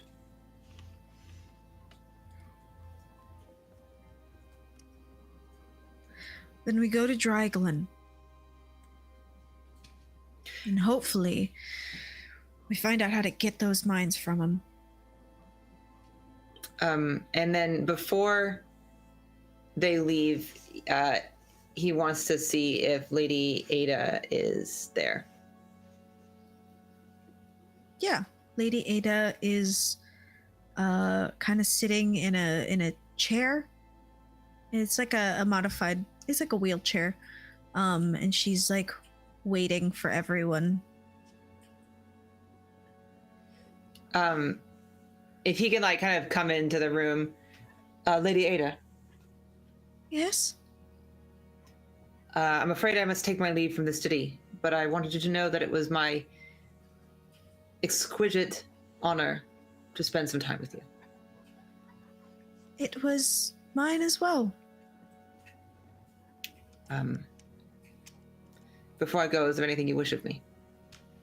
Can I do anything for you? No, just get out alive. That is all. Yes, my lady. Be safe as well. Farewell. And he leaves. One of the footmen kind of runs down to you, and he hands you like a note, and inside of it is like how to address the gauntlet so that you receive her, so that your letters get to her. Gotcha. He'll pocket it, and he'll grab Bernard and go to the De Vesemir villa to try to meet up. He'd rather them go together, since they all have a pretty big constituency of guards. Okay, I'll say that yeah, you can make it there. Bernard's not bringing anything personal. Sorry, your stuff is gone. Like, bro. Oh, Bernard is done with that. Like, he had stuff, and he just kind of, he's like that. You're They've not gone now. gonna be able to go get that right now. Yeah. I'd say that as everyone's piling into the carriages, some carriages have already taken off with red swords at the front, that you would be able to catch Euphemia getting into one. Willow, by the way, She lives. Willow crawled out of this hellhole, and she is bleeding profusely. And she hid behind a carriage and waited for you, Euphemia, and kind of flagged you down. I'm going to like rush over to her, and like hold her head in my hands, just like, you stupid girl. But it's said with a lot of affection. She's just like, I'm an idiot. I know that for a fact. Oh. She's just like bleeding out of her mouth and nose. She's just like, I promise I won't do that again. Ever. I don't think you would survive if you did, honestly. I'll do it again. If it was an order, I'd do it again. Come on. And I will kind of like haul her up, wherever she's like bleeding from, just like harshly pressing, like meanly pressing, like some like a handkerchief to like her cheek or something. She's just like, no. It's around this time that you do see Cass and his retinue pull up. They are dressed to the nines. They are guards through and through. He would start like shouting immediately, just like to be like, Lady Euphemia, Lady Euphemia, like yelling. And flag her down. Euphemia will like whirl around and like she fully believed that you were just going to get on the boat and head back to Kuthia. So she's a little surprised to see Cassius there, and she's just like, just very like softly, like, Sir Cassius, you're here. My lord demanded it. Do you have a horse?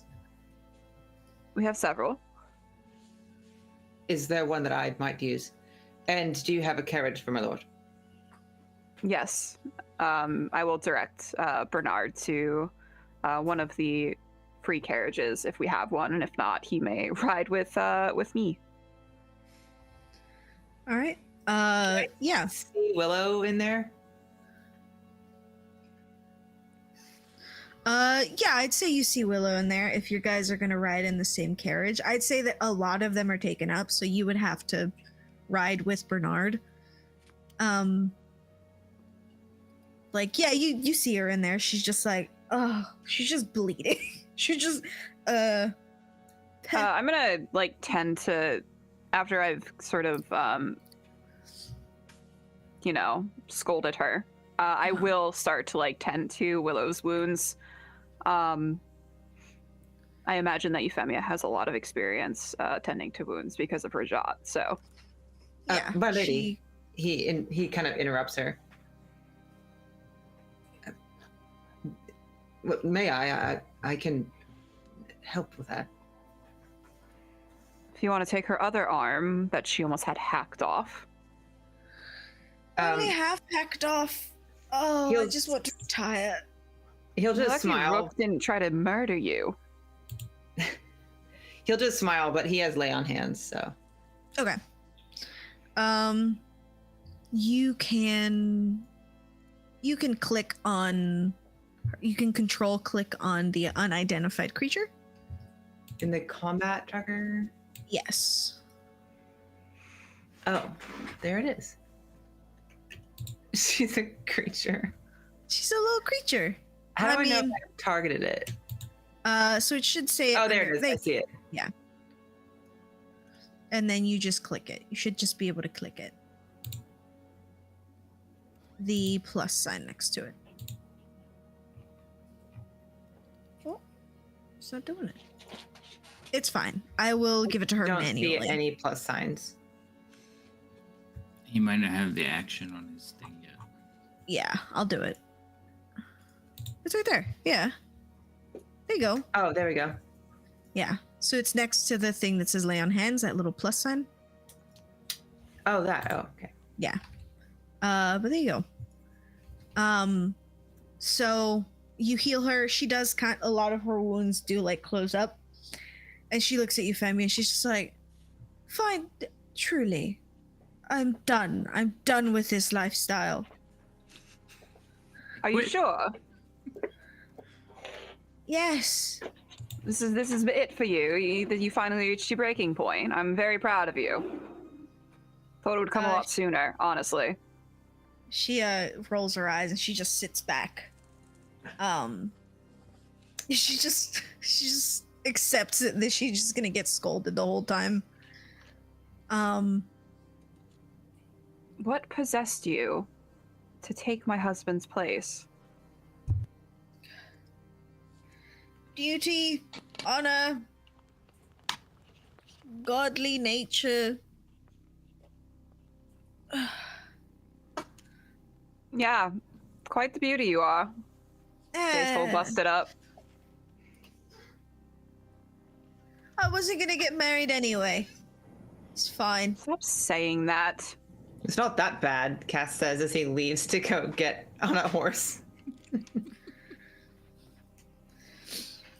Yeah, so you guys start your exit out of the city. Some of the red swords kind of lead you through these back streets, and in this weird way, roundabout way, get you out of the city, and you begin your move to Dryglen. Theoden, you receive this message. Yes. Okay, well, I continue to get the ship ready. I guess the plan is now to sail there. So I'll probably get underway as soon as we can. I imagine there have been drills in place to get everyone on the crew back onto the ship. So it's time to remember your training people and get us underway, get us out of here. So I guess I have Can with me. I have myself. If anyone else from the family comes back and wants to tag along while we're getting underway, then they certainly are welcome. But we will not be dilly-dallying for too long, if at all. Yeah. As you get back, you start to make your way out. Khan is still like looking at the ring on her finger, and she's just like, she kind of looks confused. And she's just like, cool. And she kind of starts to not bark out orders, but like ask people very politely if they will please get on the ship. That's the spirit. Your sisters do go with you, as well as Valerie stays behind, Okay. and her husband goes with you, and that is everyone who goes. The child stays with Valerie. And do you start to sail? Probably. I mean, in my head, is there anyone I'm waiting for? I wouldn't think so. I'm trusting if Val has a way out, Father has a way out. So I would say we probably get underway. All right. You, Khan, your sisters, and your crew get out into the open water, and you start to sail. You sail down the river out, and you start to make your way around these what are essentially the beginnings of blockades on the water, and your ships make it out just in time.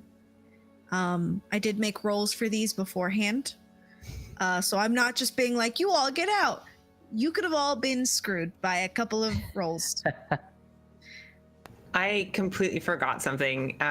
It may not matter, but seeing that Rajat was not in the carriage with her, he would have asked her, "Where's your husband?" I don't know if I can still do that. I'd say you can.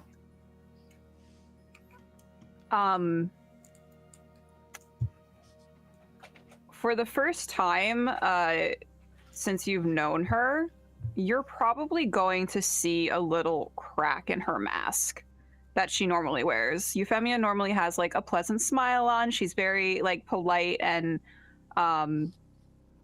she's fake to like put it into like layman's terms. She can be a very fake person.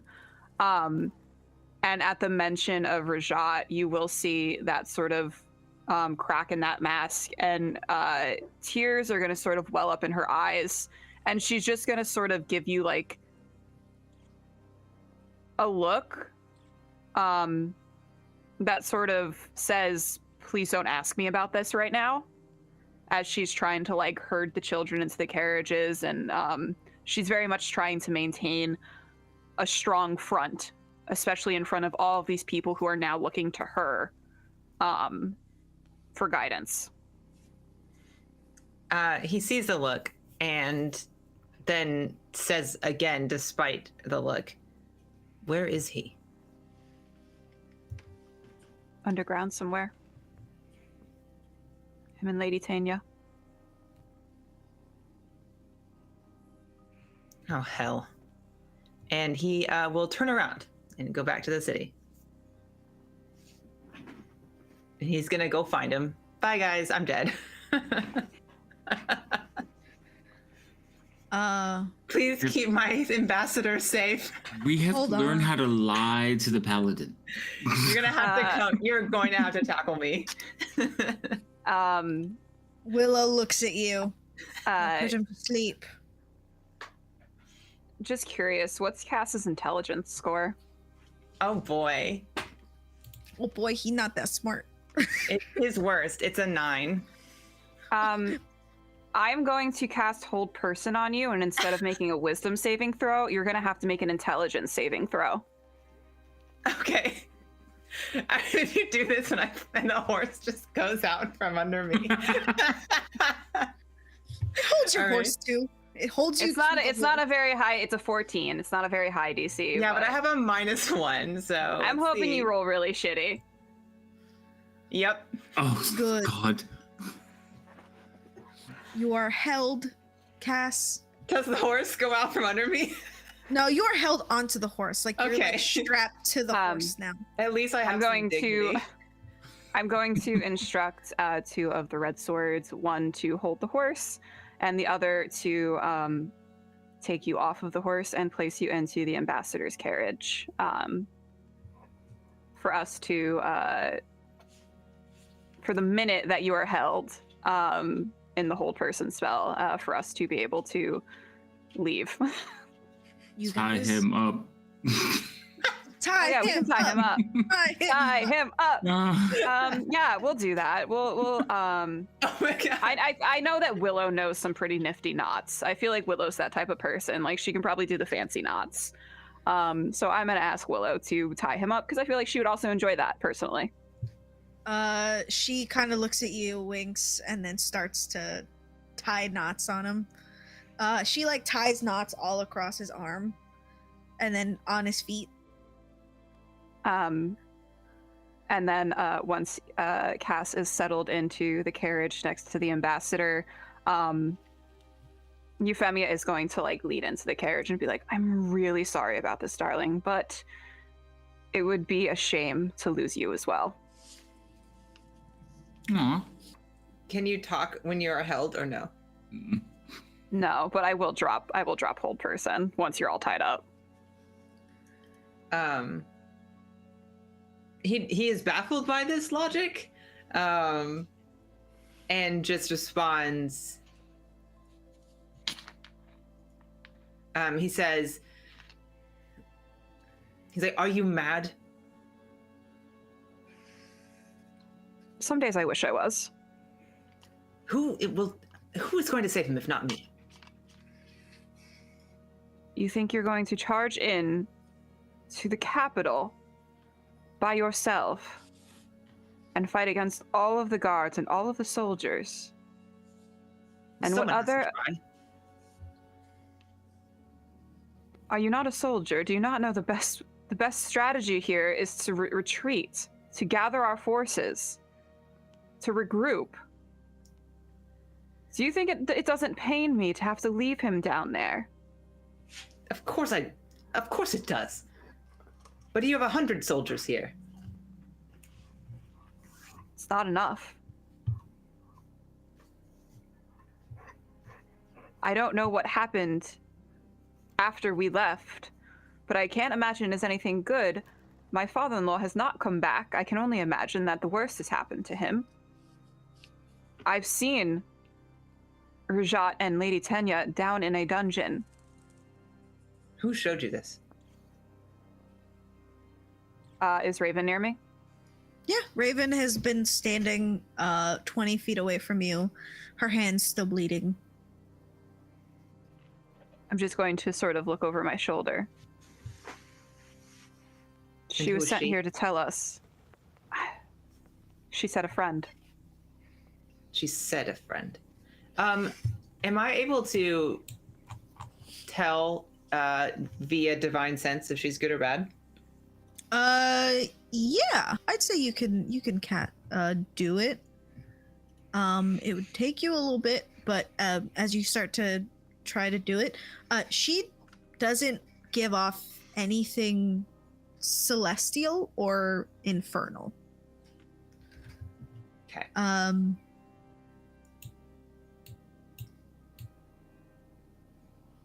Yeah, Just a person?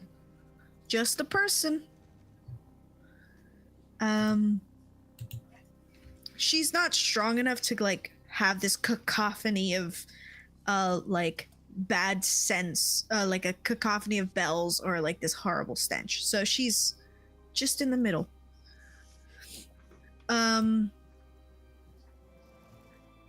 Yeah.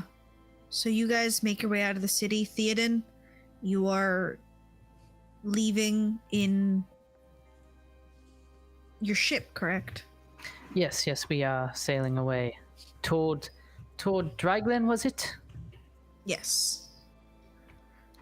And I would like to just sort of, I don't know, put my arm around Can, some form of affection to show that I do actually like care. It was forced in the moment, but I do quite like her, and I want to convey. It's important to Theoden to convey that in the moment. She will like settle into your hug as she looks out into the water. And then kind of looks up at you. I suppose you are captain. Do captain things? I mean, we're on open water. There's not actually a lot to do. These lot could sail this ship with. They don't actually need me actively doing things. My first officer's there. It's quite organized. Yeah, this is peaceful compared to what came before and probably what comes after. I suppose we're both going to smell like bad sea then. You get used to it. Very well. And she kind of looks out into the open water. And as you're all making your way to Draglen, we're going to end here. It did go on a little bit longer than I intended, but here we are. I am so fucking stressed out. Rook has finally done what he said he was going to do, which was save her life, save Lady Fourdaine's life. Cass is tied up, much to the either dismay or pleasure of Willow. Hard to say. Definitely to the just joy of Bernard, who thinks that was silly goofy what he was going to do.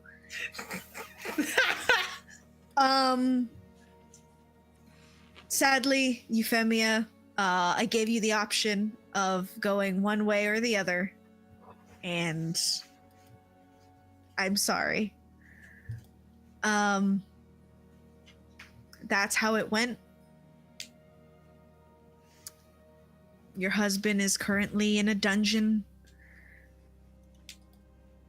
Everything's great, guys. Theoden, you're engaged now. I lose a husband, Theoden gains a wife. It's the way things are in God. balance. It was you the know? mittens. Give it God. mittens. The mittens got him. Whether it's a legitimate engagement or just for safety, who knows? Theoden, you're on the It's spot now. legit. I'm on the spot. I have to say I mean, I guess that depends. That's not my choice. Theoden's choice is yes. It's a legitimate thing. Not the way he wanted to go about it. Not what I had planned. Not what I had started scheming up the first half of the episode. I will say that. But once things started happening, he panicked and I panicked. And so the result was, for a while, I wasn't sure if it was going to be a case where the party was going to stay and fight or stay in the city somehow. But I figured the ship would still need to make way and get people out. So I as a player and Theoden as a character weren't sure if they were going to end up traveling together or separate. If he knew they'd be together, he might have, held on to that a bit longer for a better time. But I feel it's legitimate on his end. All right. Well, Theoden feels like it's legitimate on his end. And with that, we're going to end the session. Thank you for watching, everyone. Come back tomorrow for Sanguine Isles that takes place 2 years in the future. There's an egg. It starts at 6 p.m. Pacific time, 9's Eastern. So come by and watch that. That'll be fun. I'm in that as a player and not as a horrible person. I feel really bad. I'm sorry, guys. We are also, if you guys are going to buy anything from Fantasy Grounds, use our link. It's in the description. It doesn't cost you anything extra. Just use our link, and then it's fine. And then, fun stuff.